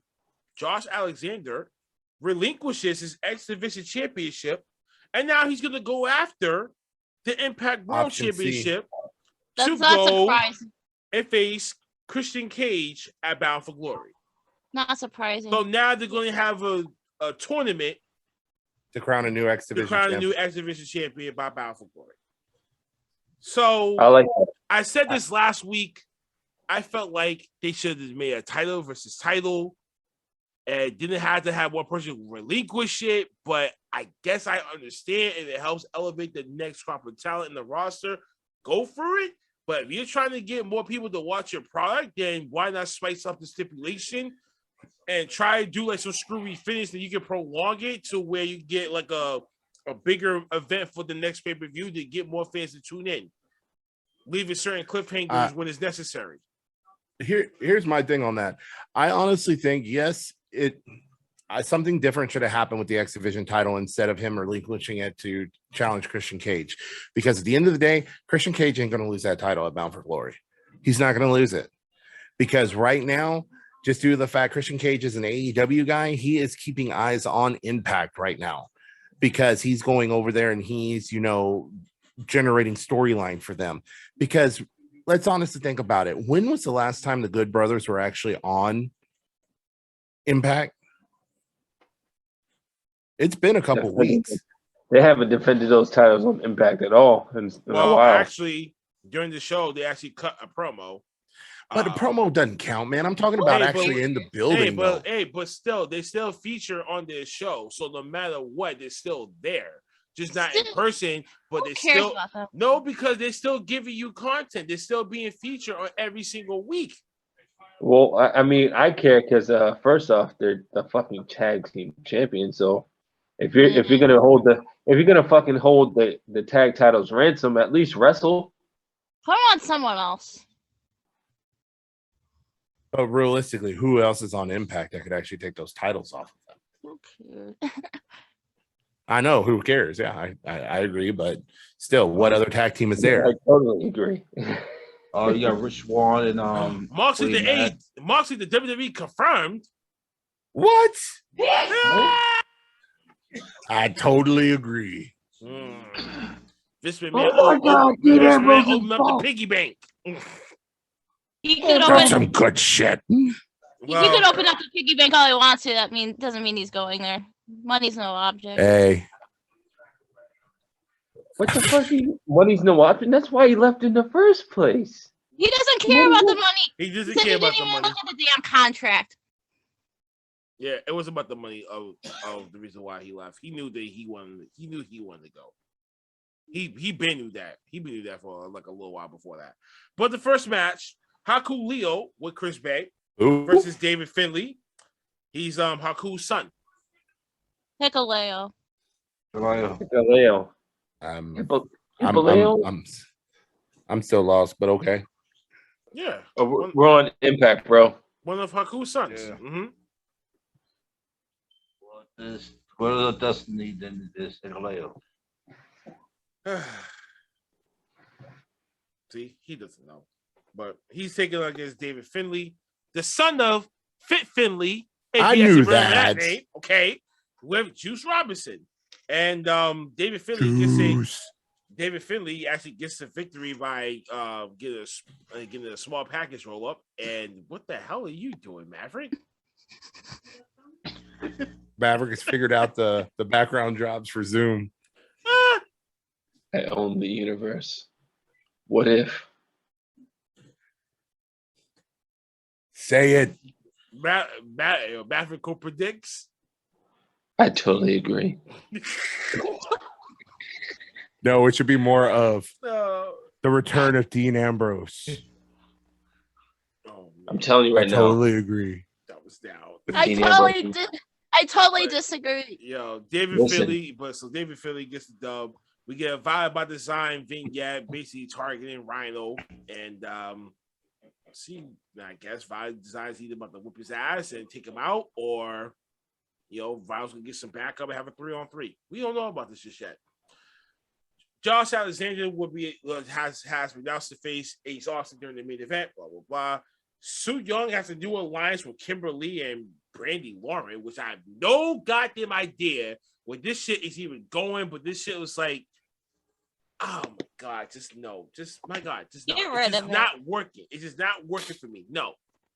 Su Yung from Rush Hour. Su Yung. That's all. Listen, that's all. Just keep ringing in my head. Su Yung. I mean, is there anything else that you could say whenever you hear the word Su Yung? No, there isn't. Because that's all you will ever think of is Rush Hour. Okay. Well, Johnny Swinger. I totally agree. Johnny Swinger wrote a letter to Scott DeBoer to protest Impact Wrestling headed to Las Vegas for Bound for Glory, which makes no sense either. The flashback moment that they had was Mickie James captured the women's knockout championship from Velvet Sky 2013, which was a great little fun fact. Yay. For people like me that's trying to go back to the little essence, is good things like this flashback kind of helps me to remember the things. Interesting. Gives you a good nostalgia feel. The Good Brothers informed y'all that they're taking a mini vacation. So in the land of AEW. So either AEW or they're probably gonna do some stuff they're probably gonna do some stuff in New Japan. That's probably the reason why they probably said that. Let them go to New Japan. Get them off Guerrillas AEW. of Destiny. Guerrillas of Destiny. Impact's gonna have that X Division tournament where it's gonna be a series of triple threat matches, and the winners are gonna be face off against each other in a triple threat match for the X Division title. So Trey Miguel is battling Laredo Kid and Alex Zane the next upcoming week, which Laredo Kid, but that's a great match. Yo, watch out for Alex Zane, a former WWE reject that got released a couple weeks ago. Oh, and then we get Willie Mack claiming he's going to pursue the vacant X Division championship, while Rich Swann is going to be claiming his entry for the Call Your Shot Gauntlet. That's going to be happening at Bound for Glory as well.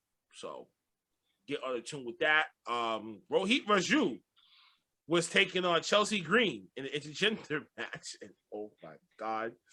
There was one spot that I think Chelsea tried to do, and Rohit Raju tried to get the pin to me. I'm trying to get her pin down, but you see the way that she was walking position on the mat, and I'm like, bro, that's not a pin. What the fuck? And why is the ref even pinning this? And a friend of mine was here. He was like, well, isn't her shoulders on the mat, but his body is not. And the way that she botched the move, but it looked like she just sitting there like crossed up like this. And I'm like, okay, that's not a good look for me. Like that just did not work. This intergender matches, it works to a certain extent, but it's not gonna work for everybody. And I think Rohit, he tries.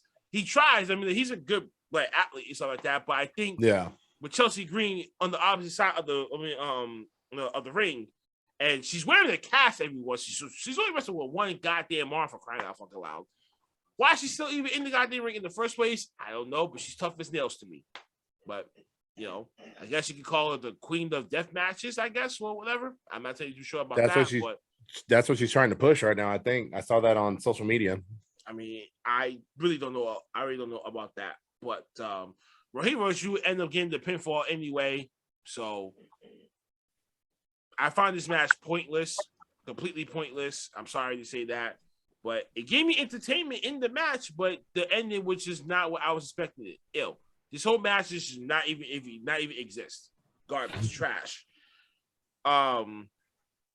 Yeah, as I said before, as the night progresses, Sami Callihan and Eddie Edwards is on a rampage trip, and they try to get their revenge. It's on and popping, but then, oh man, Deonna Purrazzo got cheeks, but her and Mickie James' promo, going back and forth. So Scott D'Amore made it official that they're gonna go off, to Bound for Glory for the Knockout Championship. So we're gonna finally see that match happen. I think Purrazzo is going to wind up losing to James. I think they're going to give her the title one more time. One more? I totally agree.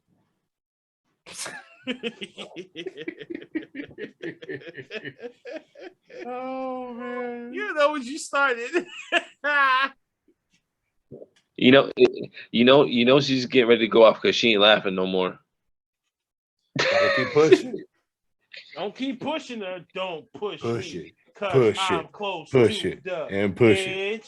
I'm trying not to lose my head. Ha, ha, ha. You But I guys thought were the goal just like was supposed to make her lose her head, though. you guys are like the angel and the devil right now for me. Why? I mean, he's saying push it, you're saying don't push it. And I'm like, nah, I want to do it. So gosh, push it.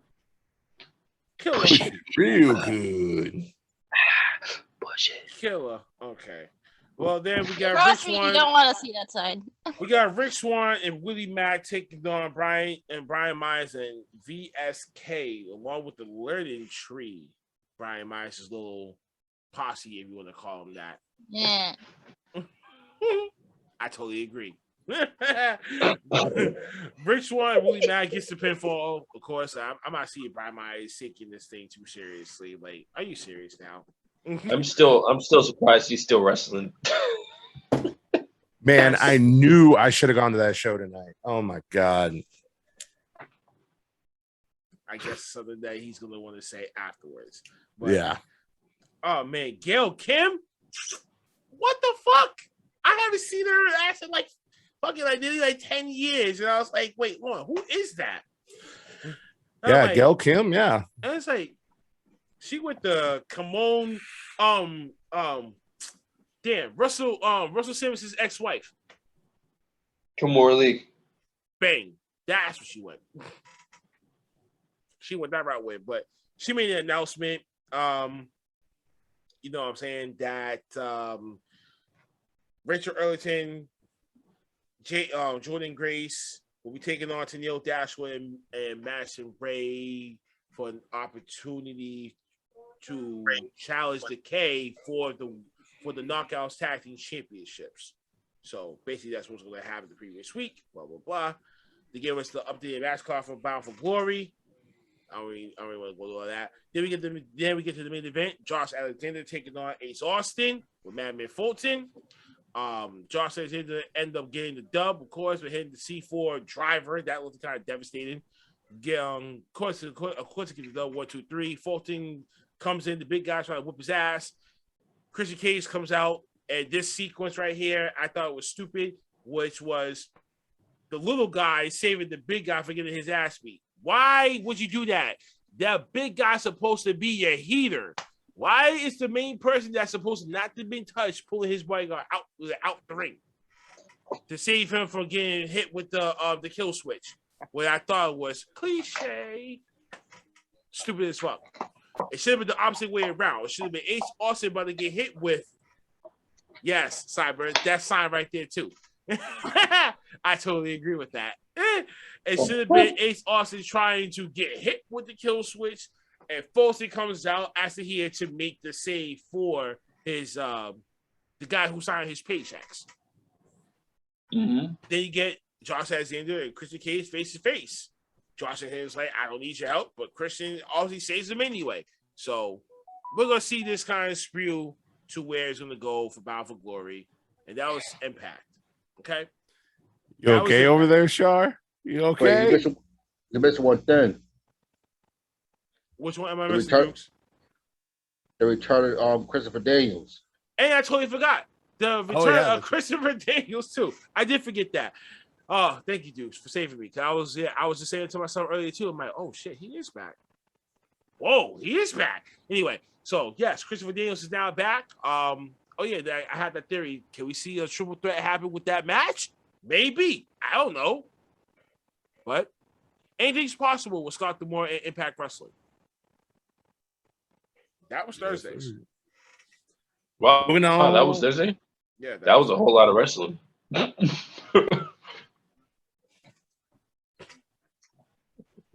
Dukes. Oh, Maverick. Maverick made me smile. Moving on to Friday. Oh, man. Jesus Christ. Yeah, Friday. Friday Night SmackDown.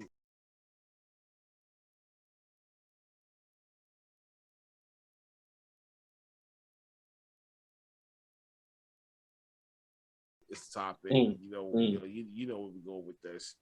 Becky Lynch comes out explaining why she had no choice to embarrass Bianca at SummerSlam and last week, and she did the same thing at Extreme Rules. Of course, Bianca comes out, interrupts, cuts a promo. They get into a fight, and Bianca hits the KOD on the SmackDown Women's Champion. They should have done this last week. Boo. So I know she should have hit that KOD. I know Simon actually scratched his head. I was scratching my head too. But shouldn't this happen last week? But it should have happened last fucking week. I totally agree, Shar. It should have happened at SummerSlam too. But I mean, WWE squashed Bianca Belair like fucking clowns that they are. It's just travesty how they book backwards sometimes, and it's like, why do that for? At this point, who cares? I mean, they're gonna do what they want to do anyways. I totally agree. Yeah, like when they're gonna bring, like how they bring back Dean Ambrose on SmackDown. bring truck full of money. Bring truck full of money. It's gonna be parallel parking into that man's driveway from Vince McMahon. Screw Vince McMahon. What's going to happen is a big ass truck is going to pull up into the stadium, and you're not going to be able to see who it is. It's going to be filled with money, and then all of a sudden Dean Ambrose music's going to hit, and you're going to see him jump out. Pat McAfee's going to be like, "Oh my God, it's Dean Ambrose! It's Dean Ambrose! He's back on SmackDown! He's back on SmackDown! Oh my God!" He's going to be like, "Yeah, it's Dean Ambrose!" I'd say you sold out. That would crush your heart forever. Oh yes, it would. That would crush her. That would fucking. Then I'd say he sold out. But hey, if that happens, you mean that Benedict Arnold?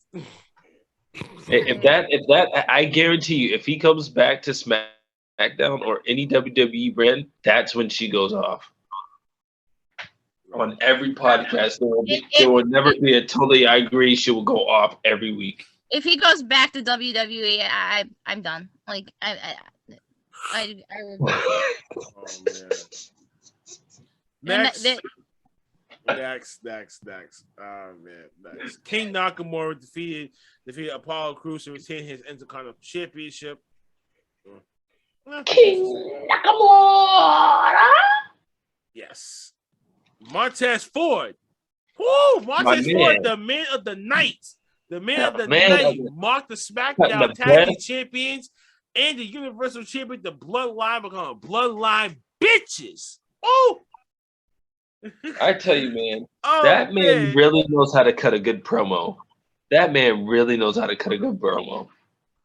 And then, backstage, Roman wants to make Montez Ford pay, so he's gonna have a match with him in the main event. And throughout the whole damn night, Montez Ford is sticking to his gun, calling them some bloodline bitches. Dukes, why you got your finger up? Yeah. And You know what? it ain't about the bloodline. It ain't about shit. He's put up his one like he's a part of the bloodline. That's what he's doing. Like I said, if it ain't about the bloodline, it ain't about shit. I'm gonna put up my one because I'm a part of the bloodline. Exactly. I thought people do that when they're about to hit a home run. Nah. The A1 day ones. Oh, Okay, that's what I okay. see. Hold on, real quick, dude. Dude. What the hell, man? Have you become a walking punchline for this podcast since God knows when? WWE, you ain't shit. If it ain't the bloodline, it ain't shit, dude. You're gonna have to start trademarking that crap at the weight you're going, man. Jesus Christ. Just like Shard's gonna have the copyright. I totally agree. Listen. I'll put it this.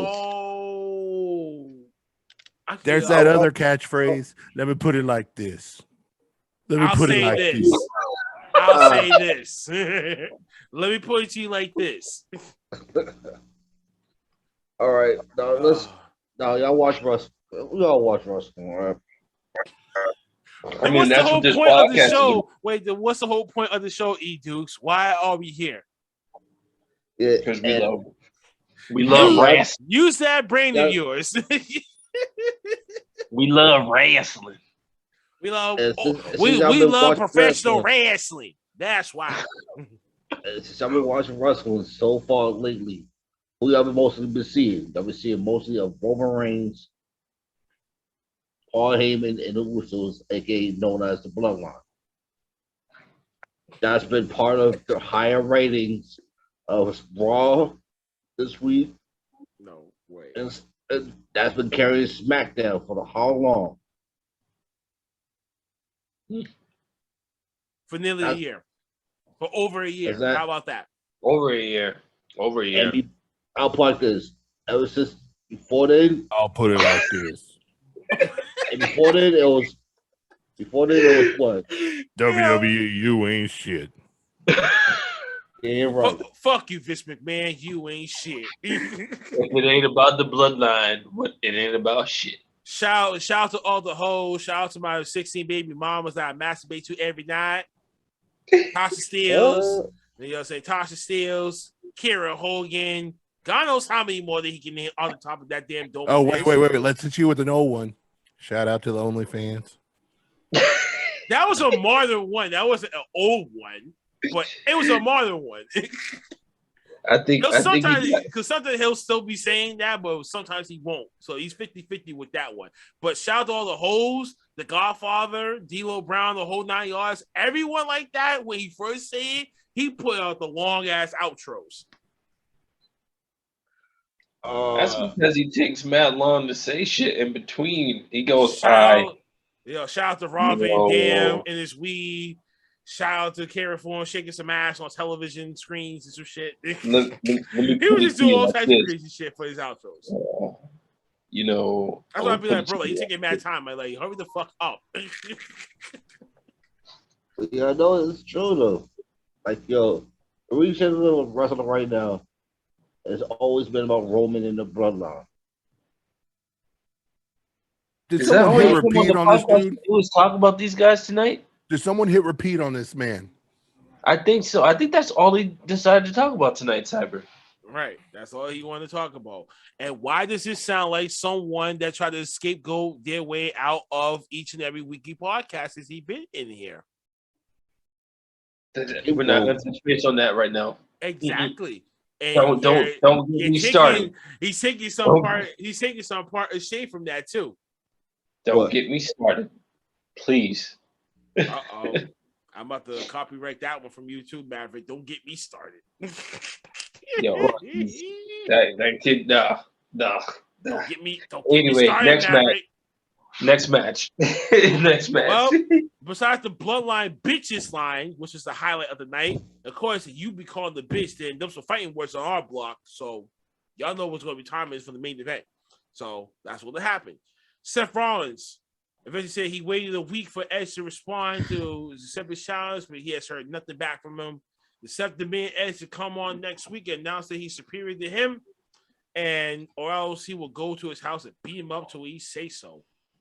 Sound like some Stone Cold Steve Austin and Brian Pillman shit.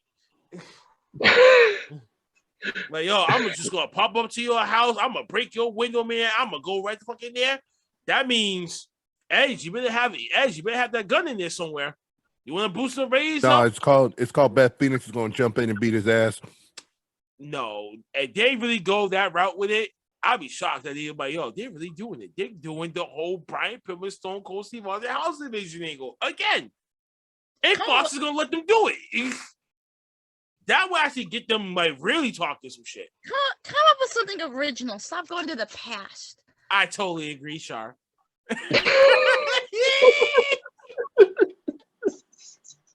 I think we all totally agree. I can't deal with Char today. I really can't deal with Char today. I can't.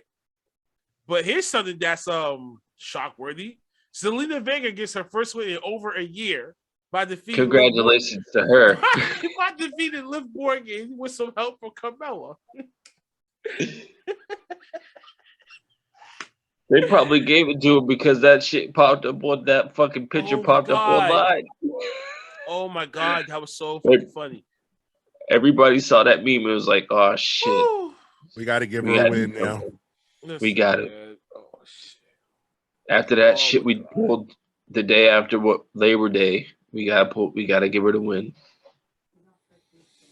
Yeah. You mean 9/11? Whatever. Damn. Okay. I don't know. Fuck. It's all the same. Happy shit. Corbin, aka Happy Gilmore, debuted his new show, Happy Talk. Happy Talking. Happy Corbin, I said his very first guest is Dumbest thing I've ever experienced. Hands down, I thought I killed some brain cells watching that. I totally agree. Wow. Wow. Well, his first guest is none other than himself. He pulled a Roddy Piper on him, and I kind of laughed at that. Ha ha. Because that reminded me of And Roddy going Piper. old school again. Myself. Anyway, so he's happy that he's rich. He explains what the hell he bought. Kevin Owens eventually comes out. Please, Kevin Owens, just leave the goddamn company. Just go. Please. Please, just get the fuck out of there. There's nothing else for him left to fucking do. He needs to just go. Now I can actually say he should go to AEW. Okay?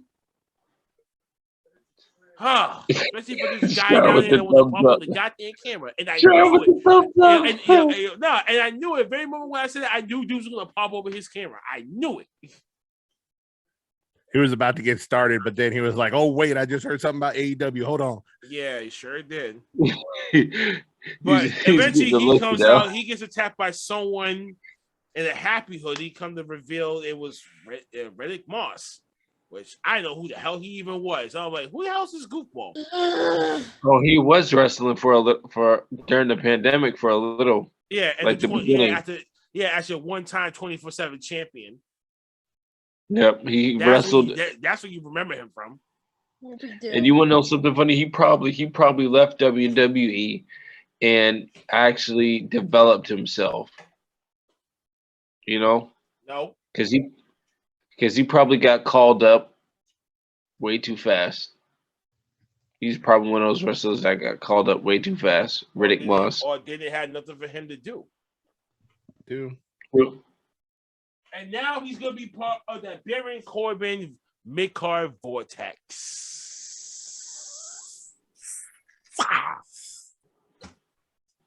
So, good luck to him.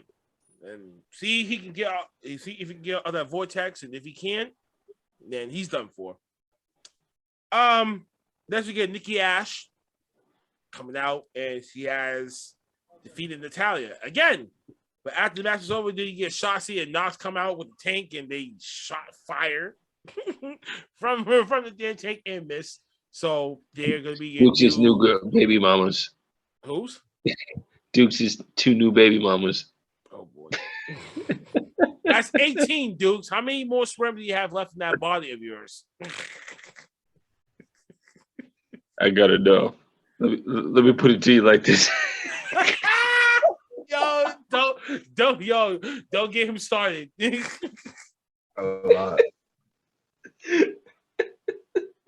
Oh man, that's too bad. So if they're gonna be your new challenges for the women's tag team titles, I'm assuming and I'm believing.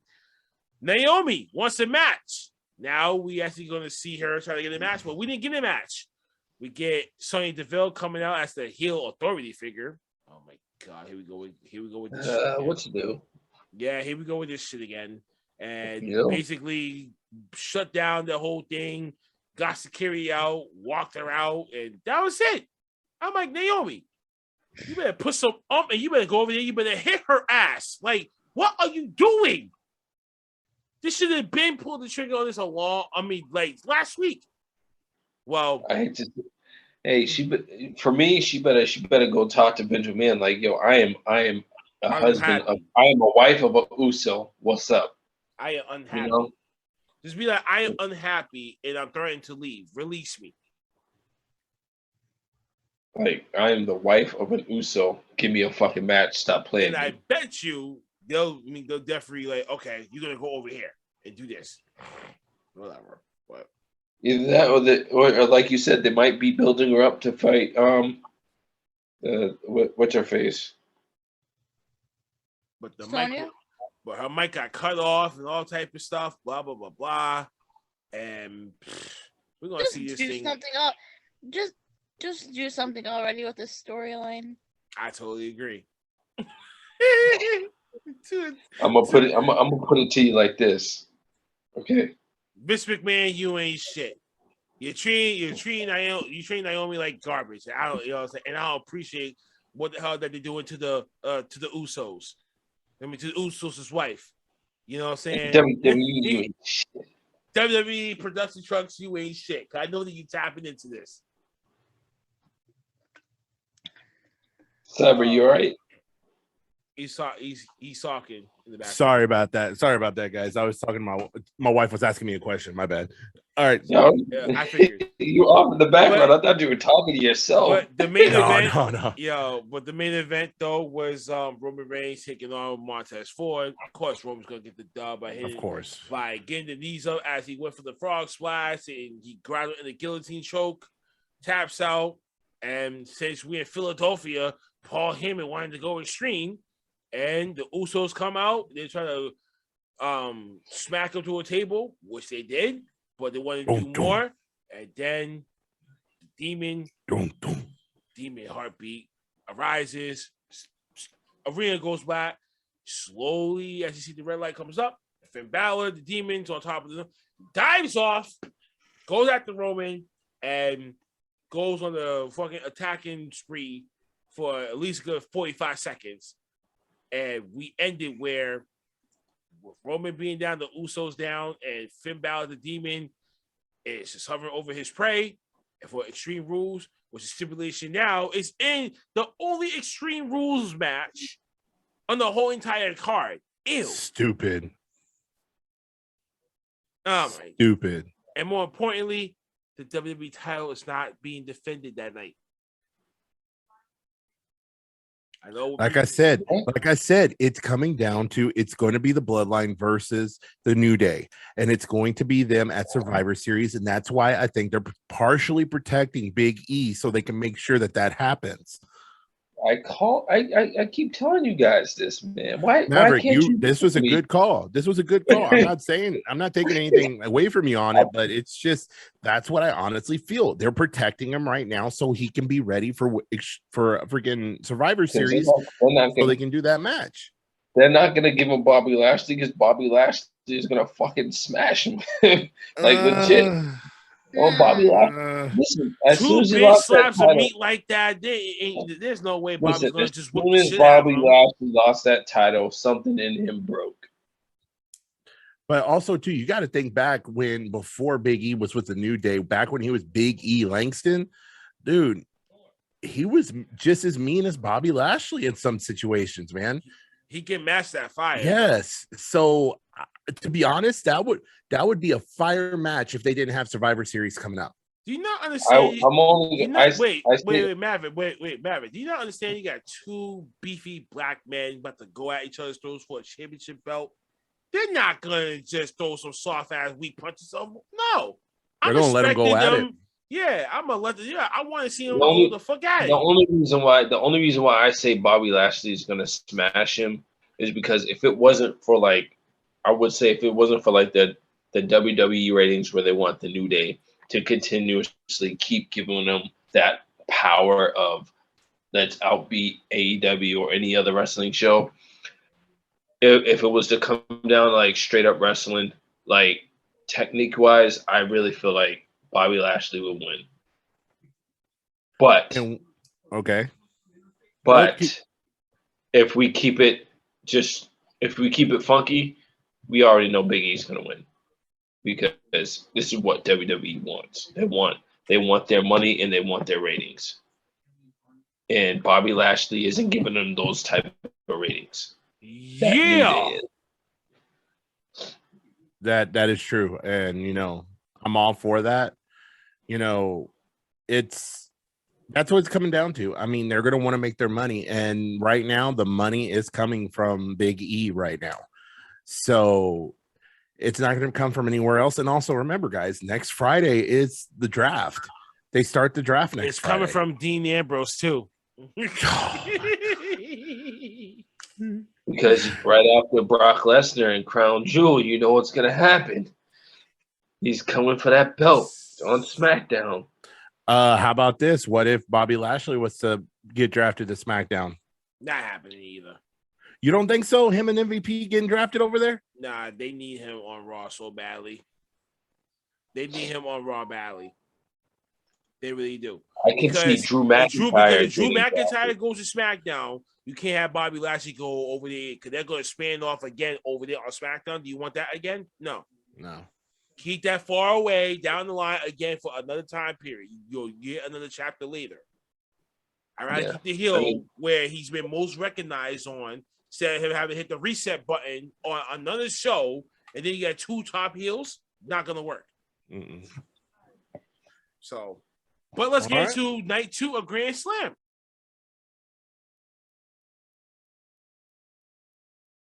From AEW Dynamite, which was 2 hours. I completely forgot about night 2. Which was 2 hours long, so we got really great action.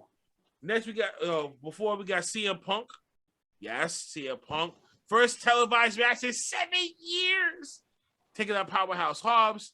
Powerhouse Hobbs, he had a couple of botches in the match, but he recovered from that. But he nearly messed up himself when it came to one thing. One maneuver, he could have landed on his neck. He could have fucked this whole shit up. So that was brutal. Please be careful, man. I mean, I know that certain things may happen, but I know that was probably just an honest mistake. And, grateful that he's okay. You know what I'm saying? Especially the struggle that he had to go through to get to where the hell that he's at, man. You got to give him flowers, too, man. So, shout out to Booker T for helping him out as well. Needless to say. But CM Punk got his first dub in 7 years on television. So, let's see the momentum rise with him. Of course. Oh, my God. The Super Click. Ugh. Adam Cole, baby! Aww. And the Young Bucks. And the Young Bucks defeated Christian Cage, and Jungle Boy and Luchasaurus. I seen it coming. But then we get the face-off between Adam Cole and Jungle Boy. And I can't wait for that match. Nor can I. I cannot wait for that goddamn match. So, whoa, Dukes, what the hell are you doing? I totally agree. Dukes? What? Dukes. Ew. You taking a doodle? Right, what are you doing? What are you doing? Oh my God. Taking a doodle. I thought he's going to do something else, and I'm like, what the fuck are you about to do? And I really would have lost my shit with you. Oh my God. Next we get Ethan Page and Scorpio Sky. Men of the Year. Taking on Chris Jericho and Jake Hager. Which they ended up winning. Oh man, but it was a pretty decent match. I gotta give both teams their credit though for this.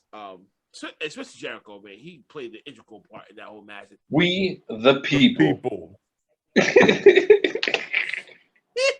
I totally agree. Oh my god, man. John Moxley is SmackDown confirmed.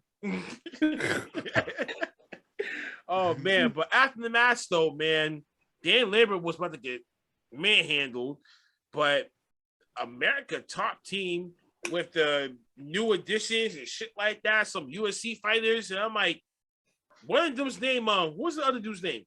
One of them is Junior Dos Santos. The other one was God, what was it? Like George. It was like George Masvidal. Yeah, Masvidal. Yeah, Masvidal. And he hit that high knee to Jericho's head, and he got cut open and shit like that. I'm like, he can actually really do good things. And I'm like, Vince McMahon is probably pissed off at that one right now too. He's like, what the fuck? Why can I get that on my television screen? those two MMA fighters that they're bringing over from American Top Team. I was a very avid, old school UFC fan, and I would watch all the pay-per-views. Those two are extremely dangerous when it comes to fighting. So I think having them come out like that and do that kind of damage, it's going to fit perfectly with their persona from UFC. So I hope they do this right, and I hope they make them very big and intimidating people. Mm-hmm. Next, we got the AEW Tag Team Champions, Lucha Bros, Santana and Ortiz, defeating the Hardy family the Hardy family office, of course. See that happen, but that was gonna happen no matter what. Yeah, but needless to say, great, good match. But basically, the whole 2 nights were just stacked matches from beginning to end, and I couldn't complain now for one damn second about none of those. Okay, I totally agree. Poor Char. Matt Hardy challenged Orange Cassidy to a hair versus hair match, but instead it won't be his hair on the line; it'll be Jack Evans' hair on the line. So the scapegoat. Poor Jack Evans. Yeah, he's gonna lose his hair. And Matt said that he doesn't care if Jack loses his hair; he just wants him to win. The TNT champion Miro, God's favorite champion, whooped the living shit out of Sammy Guevara and Fuego del Sol. Poor Fuego del Sol. He just gave. I felt bad for Sammy Guevara. He got brutalized and just assaulted, thrown off the stage. Just got mollywopped, and Sammy G. You can't do nothing with somebody that brutal on top of the stage, and we're gonna see. That's gonna be that match is gonna steal the show. But I'm telling you this much, though.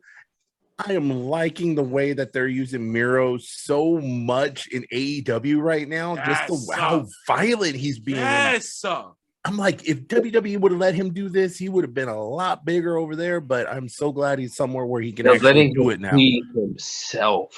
Yes, they're letting him be himself, and that's the great thing about it. They let you be yourself, and with Miro, what they're doing with him, it's just unreal.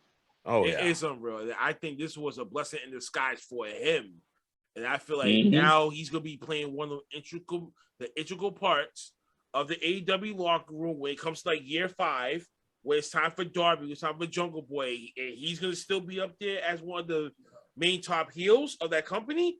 He's gonna be well adjusted there. I could see. When it comes to, the younger guys, Darby Allin and all of them stepping up to get into the main event, I could easily see Miro being that champion that's like, okay, which one of you is going to be the big one to knock me off? He's exactly like he's doing with the TNT title. He's going to be the Ivan Drago from Rocky IV of AEW. If he dies, he dies. Yes! That's what the fuck he needs. Yes! Oh, yes! I must break you. Dies. I must break you. Boom. That's where, oh my God, if they let him go that route with it, I'll be like, yes, gimmick of the year. Like, forget God's favorite champion, be like, I am the God. I am the wrestling God, and take that whole thing from JBL. I totally agree.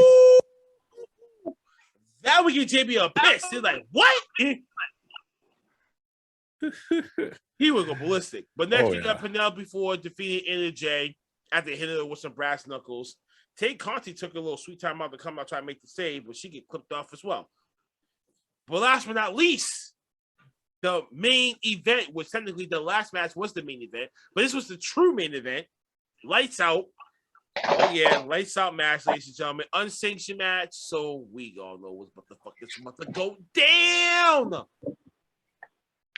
Char C's man of mystery, the egotistical, the maniac himself. My boys. Oh, those are her boys. Oh, the the Kookadukas. Dean Ambrose. The Kookadukas, John Moxley and Eddie Kingston. I disagree. Dean Ambrose and Eddie Kingston. You guys are sick. Oh, man. Taking on Lance Archer and Minoru Suzuki. Oh man, but just we thought the match was physical, it was brutal. Moxley got his hand with duct taped, got his ass beat. He's getting headbutted, candlestick, the whole 9 yards of shit. Eddie Kingston in his backyard. Crowd's getting behind him, chanting his name. Eddie. And trying to get him going. He gets clipped. Then he finally goes in. Does a barrage of chops. Barrage of chops on Lance Archer from one angle. He kept going. Ah! Crowd going nuts. He's just winning. He's winning his backyard over. But that's not just the key thing. The key thing what happened in this match was Homicide making his AEW debut. And he comes out to save his boy, his friends, and we just get John Moxley and John Moxley was outside battling with Minoru Suzuki on the outside. And the main finish was Eddie Kingston just taking a trash can over Lance's head, taking the candlestick and whacking the living crap out of that thing. Whack. Okay, Char, what's up? Ballistic. This feud's not over. This is it was just announced on Twitter today that Moxley, Kingston are taking on Suzuki and Archer in a Philadelphia street fight in New Japan on October 17th. That's gonna be a good Is that Dean Ambrose on your wall? No. Wow.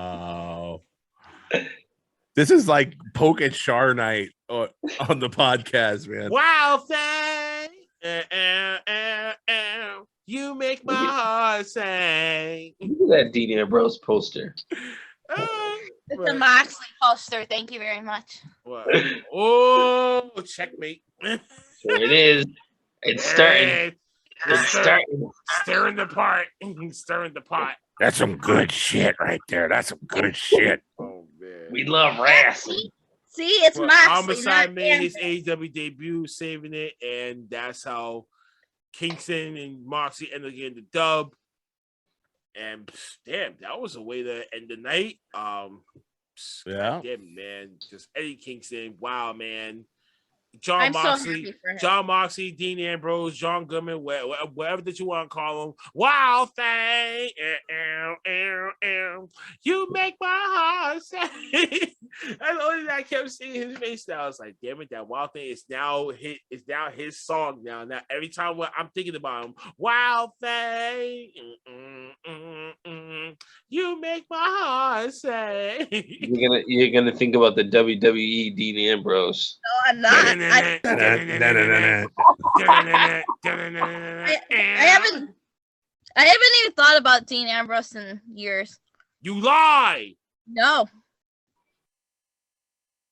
I haven't even said that name in forever. Like, oh man, listen. And that was night 2 of AEW's Grand Slam TV special. Oh man. Okay, so getting to what y'all kind of saw a reaction from me a little while back. So y'all know within the last couple of weeks, ROH had their women's championship tournament. And and Roxy winded up winning the title. Well, she actually had a match at New Texas Pro Wrestling, and she was on it, and also Fuego de Sol was on it. Also, there was actually quite a few decent people on there, and she actually winded up winning, not only retaining her Ring of Honor title, but she actually won also the New Texas Pro Wrestling title. That stipulation was added in apparently today to have that promotion's women's champion put their title on the line. So she won another title tonight. So that's a big deal for her. So I kind of regret not going to that show tonight, but man, I just couldn't do it. Now let me get through the quick news and rumors of the week.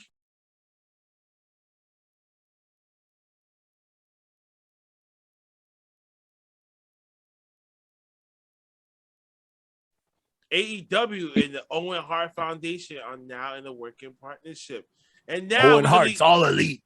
Owen Hart is all elite. And we're gonna get the Owen Hart tournament happening coming soon to AEW, and I'm very excited. I love it.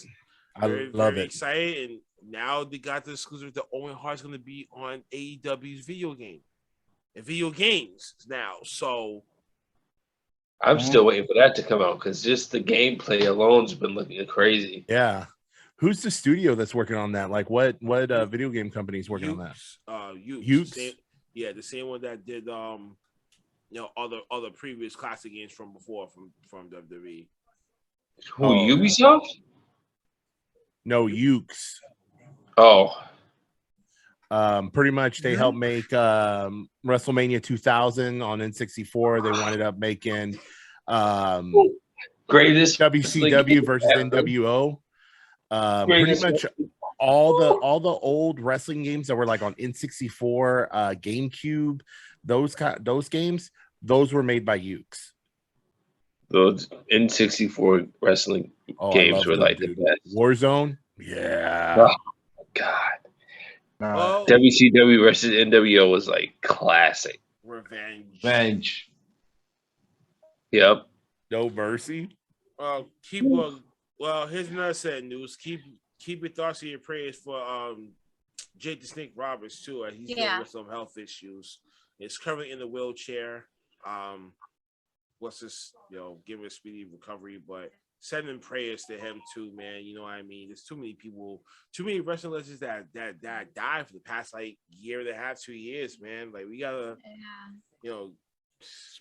slowly but surely, man. History is being raised. Help preserve their lives and everything else. No, the big one that's gonna hurt is the day we ever find out something happens to the Undertaker. That's really gonna hit home for us. Oh yeah. That's childhood and beyond. That's like my older brother's childhood right there. Yeah. You know what I'm saying? But it reminded me of how old I am. Yeah. Next we got AEW will be officially moving to TBS starting from January 5th, 2022. Rampage will still remain on TNT as regular time slot. So we got an official date for the move. And they're making the TBS Women's Championship. Yeah, that was surprising. I was just gonna say awesome. That next, you dope. Damn. What? Hey man, so fucking what? I beat you to the punch. Shut up. I totally agree. Put on your damn mask. I totally agree. Well, Shut up. AEW's 2-week winning streak against Raw is over. Apparently, now finally Raw had barely beaten them this week in the 18 to 49 demographic, but who gives a shit about that? I really don't give a shit about this because you want to know because you want to know why this is helping AEW. This is helping professional wrestling. This is helping televised wrestling, getting more viewers to watch your product. You're making wrestling good again. You're making wrestling fun again to watch. Yep. So I embracing what both companies are doing because this reminded me of 50 Cent versus Kanye West. And we all know what the hell happened. Maverick, you was around me in high school during that time period when them 2 albums came out and they was going neck and neck, and we all thought this was going to spill to be some shit, but we all know that this was one big cahoots. I thought this is going to be one big cahoots between WWE and AEW to try to get us to watch both their products. That's it.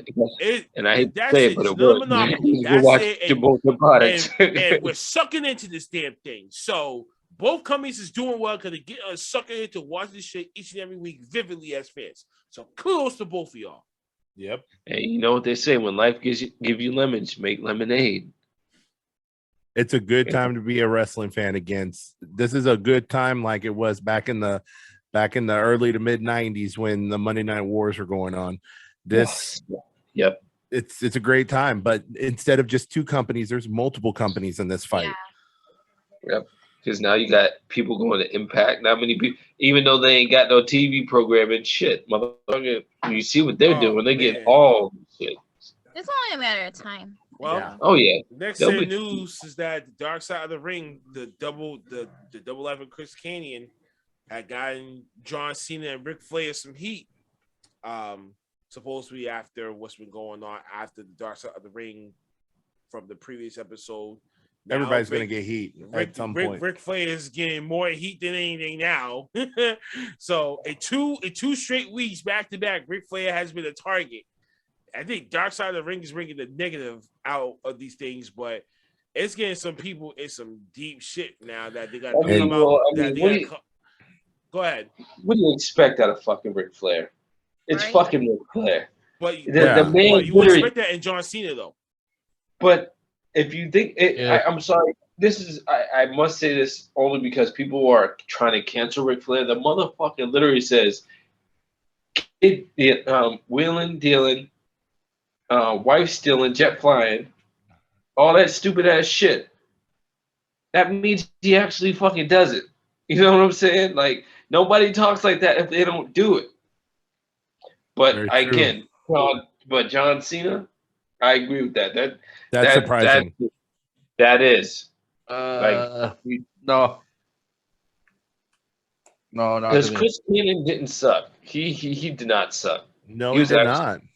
He was a great wrestler. I didn't even know that he was Mortis because I was like, wait, he was Mortis that whole entire time? Holy shit. Mm-hmm. I didn't think about that. And then I'm like, that was a better looking Papa Shango than I ever saw one. Because I can tell you this, man, freaking Chris Kanyon, I actually liked what he was doing when they were doing that whole ECW, WCW invasion angle. He was a workhorse for that side.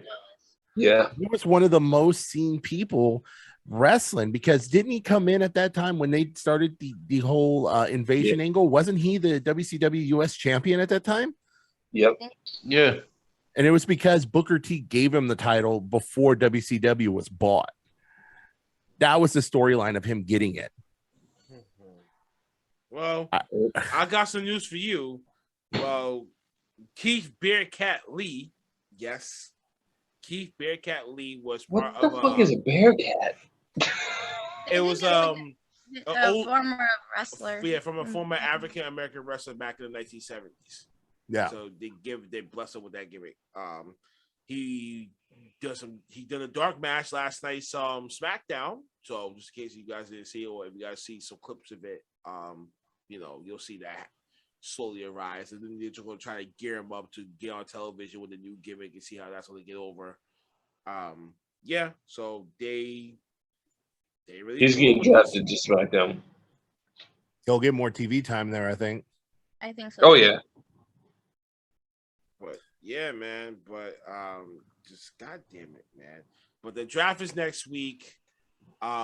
We all talked about this already, but who might be traded. We all know Big E's going to be on Monday Night Raw. There's no way that he's going to stay on SmackDown. So no. Well, unless my theory comes to fruition, but I seriously doubt it. Well, Damian Priest is going to SmackDown. Shinsuke's going to Raw. They're gonna keep Boogs. They're gonna keep him with him because that gimmick is working too well for both of them. So if Nakamura goes over there, Boogs is going over there with him. I was waiting for Maverick to do that. Karrion Kross and Scarlett got engaged. Congratulations to them. I thought they were married already. No. Yeah. Scarlett is the blonde chick that was rolling with him the whole time. Yes, it is. Mm-hmm. Yeah, I would have thought they were already married, had a kid or something. No. But they're about to now. Yeah, also give your prayers to Billy Graham as well. He's been hospitalized too with some heart issues. So, you know what I'm saying? There's been a lot of people going in the hospitals, man. You know what I'm saying? Hey, man, I don't want to hear no more sad news, brother.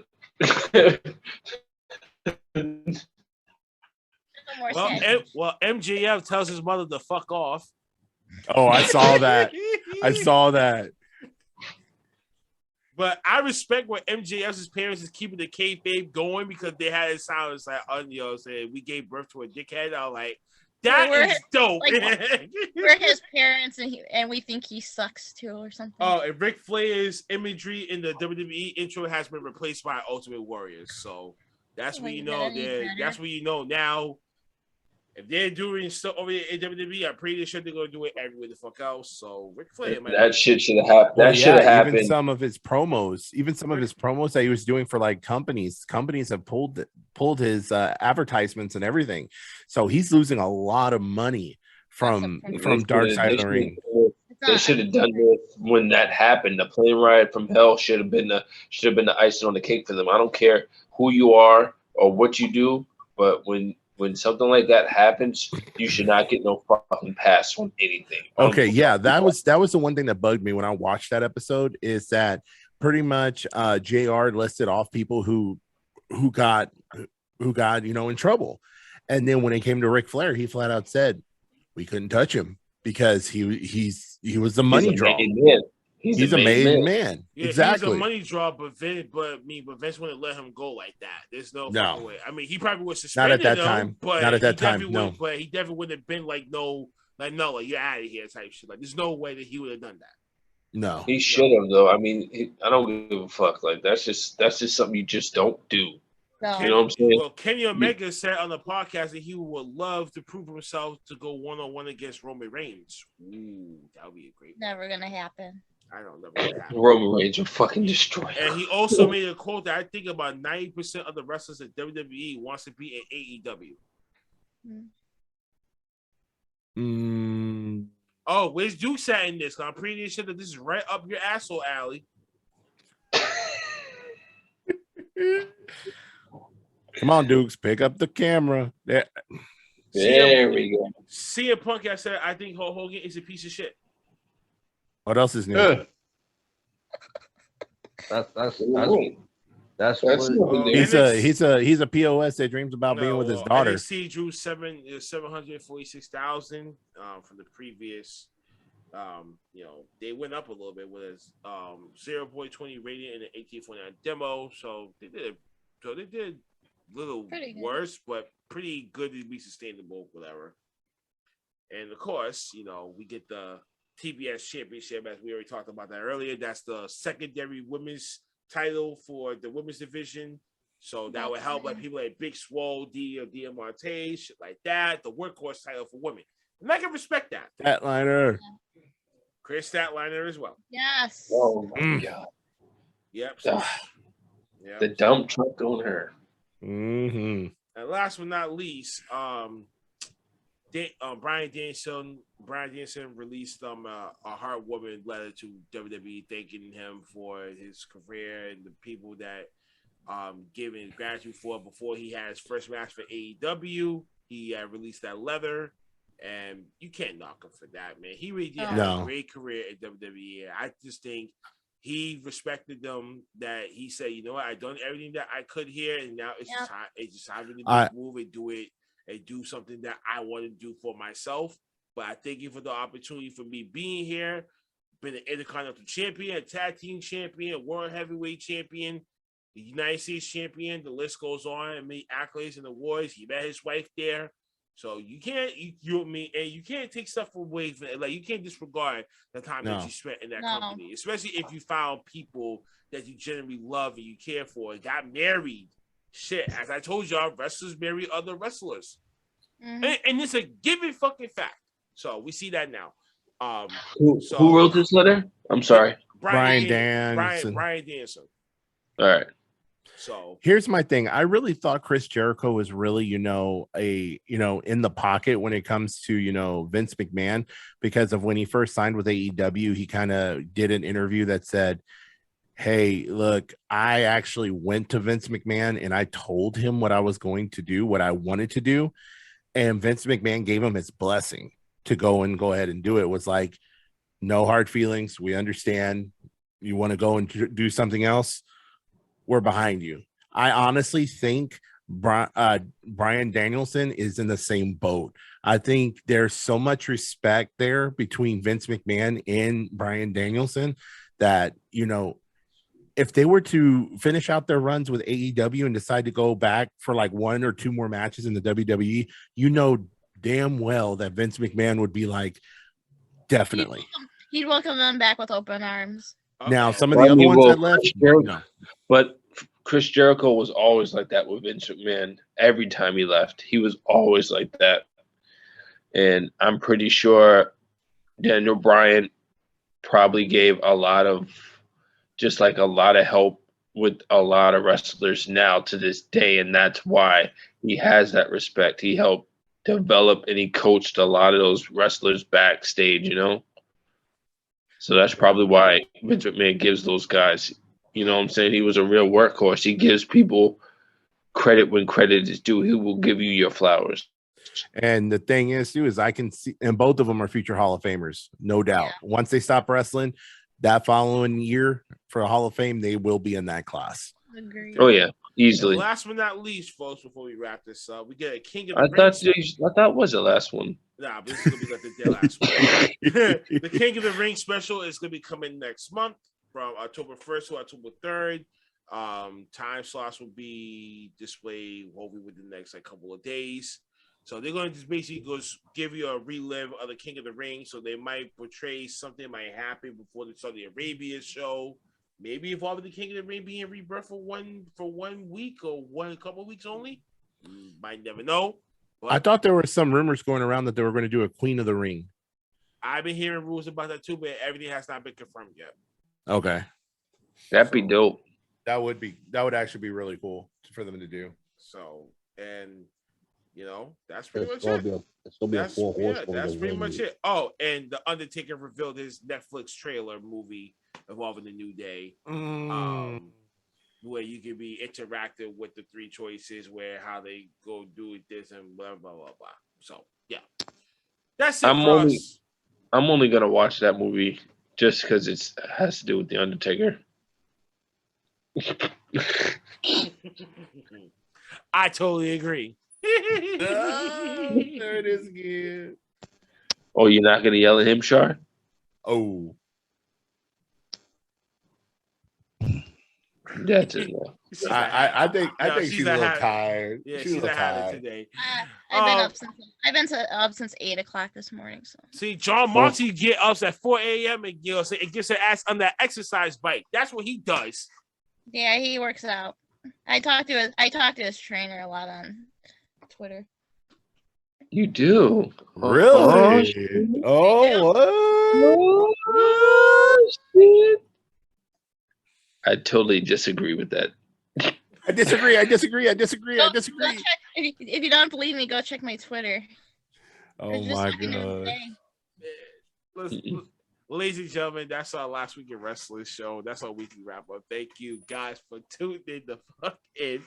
Thank you guys for supporting us. Thank you for actually pinning at our buffoonery here. I cannot sanction all 4 of your buffooneries. I can't sanction your buffoonery at all, but I can sanction it for one night only. But it's so fucking hilarious tonight. I totally agree with that motion, though. Needless to say, we're gonna be back next week. You know the damn drill, man. Go check out the previous episode of the podcast where we had the Get It Off Your Chest podcast on it, where I had TJ and CJ, man. We had a great time, man. Check out that episode, man. Much love to them. Blessings from Boston to Kansas City. Where they at right now, man. They're grinding, they're working hard. can't be more proud for what they're accomplishing when it comes to their podcast as well. Needless to say, y'all know what the hell to follow us, to find us, and everything like that. I should have to dare repeat myself. Get yourself some merchandise, tees, you heard? And along with the cup as well. This guy with the cup. You're gonna see that cup every damn episode, so get used to it. Yay! Hooray! So, y'all have the winning circle. Get y'all plugins and showers in. Just go. Go, Shar. I don't know what to say. Today's a make fun of me day, so I totally agree. I brought it up. I brought it on myself, but we let it go for a couple of weeks. Oh man. I gotta change my game plan going into next week. It's brewing. It's coming. She's thinking. We need to keep poking at her so she does it. Finally, she just blows in and just goes after everybody, and I'm gonna be like, where was this at? My job is done. I think it's coming. It's coming next week, I think. And y'all will never hear the end of it. Get drafted to SmackDown, right? Shut up! I do not want to hear that name ever again. Oh my god! Ugh. It's making my head explode. Sheesh. Oh man. Maverick, man. Oh, whoa. You nearly did it, Maverick. Damn it. She knocked over her whole laptop. Oh my god. Yo, who's next? Who's next, man? Just hurry up. Oh my god. Mav, go. Maverico out here. I want to give my shout out. El Maverico. I just want to say, all you guys owe me $20. I did it. I got her to get upset. What? I got her to blow up finally. But anyway, fuck WWE, bring back WWF. That Never was when gonna happen. Wrestling was alive. I totally agree, Shar. But hey, El Maverico out. Man, this is too damn easy. Dukes, you quiet mind. Something, man. Why the fuck are you even laying down in the first place? No, I think he's actually sitting. He's sitting. I think he had like 5 lines today. I think he had like 5 lines. You're right. 5 lines. The catchphrase man himself, Mr. E. Dukes. 16 imaginary girlfriends, masturbation style, OnlyFans, Godfather's weed. You ain't gotta say nothing. Fuck you, WWE. You ain't shit, because we already know his lingo, so we can fill in the blanks for him. All right, go, Dukes. All right. No, see, already dead end. It's all for the listeners out there, and shit like that. Wrap it up. Let's be out. He just gave us a short and sweet. What the? No, he gave us a Trojan line. Trojan mine. You know, wrap it up. Let's get the hell out of here. Whoa. Okay. Until then, ladies and gentlemen, you catch us next week. Just cut me off, why don't you, huh? Oh, I'm sorry. I thought you spoke. Okay. You know why he's doing this? He's doing it because he knows he's living in the final hours of him having his title. No, this is the reason why he's doing this. Listen. Hey. No. The uncrowned champion is the one talking right now. I am still going to be your old TTR champion by 11:45 tonight. Matter of fact, so you are going to be kissing my feet with the whole the whole what you gonna call it? I totally agree with you, Blackheart. You should have won that. Yeah, I totally agree with these 2 belts. Never be touched like that. After tomorrow, we're gonna hear and new. It's gonna be and new. And it's going to be a new head of the table for OTTR. Listen, you're lucky Big Mike's not here because he could have got this work too, but he's doing some family issues behind. What work? There ain't no work going on over there with you. I said he has some personal stuff behind the scenes. Hey, I wasn't talking about him. I was talking about you. There ain't no work going on over there. No, I'll be putting this work with all three of y'all tonight. Okay. And, I don't think so. Exactly like Mr. E. Dukes over there's got his little catchphrase. Blackheart, you ain't shit. You can't see me, son. I'm taking a trademark from that. You can't see me, son. You better start growing some more hair to be able to pull that shit off. I don't want to. I could be in Ezekiel Jackson if I fucking wanted to. Booyah. On that note, ladies and gentlemen, we beat y'all to do. Y'all just say hello to your new champ. Come next week. You're not gonna be a celebration party gonna be coming up. Big Mike, you ain't shit. Shar, I told you so. I told you so. And I totally agree with everything that you're just thinking about Jon Moxley, Dean Ambrose. Oh my God, what is this? Sean Sapp. Ooh.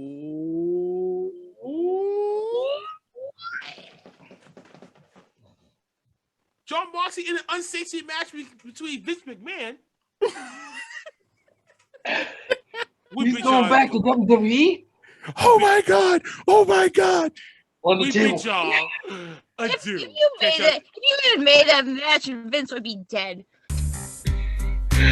All you're gonna see is him on the table. Jon Moxley's back! Oh my God! Jon Moxley! And Maverick having a seizure over there. Good night, folks.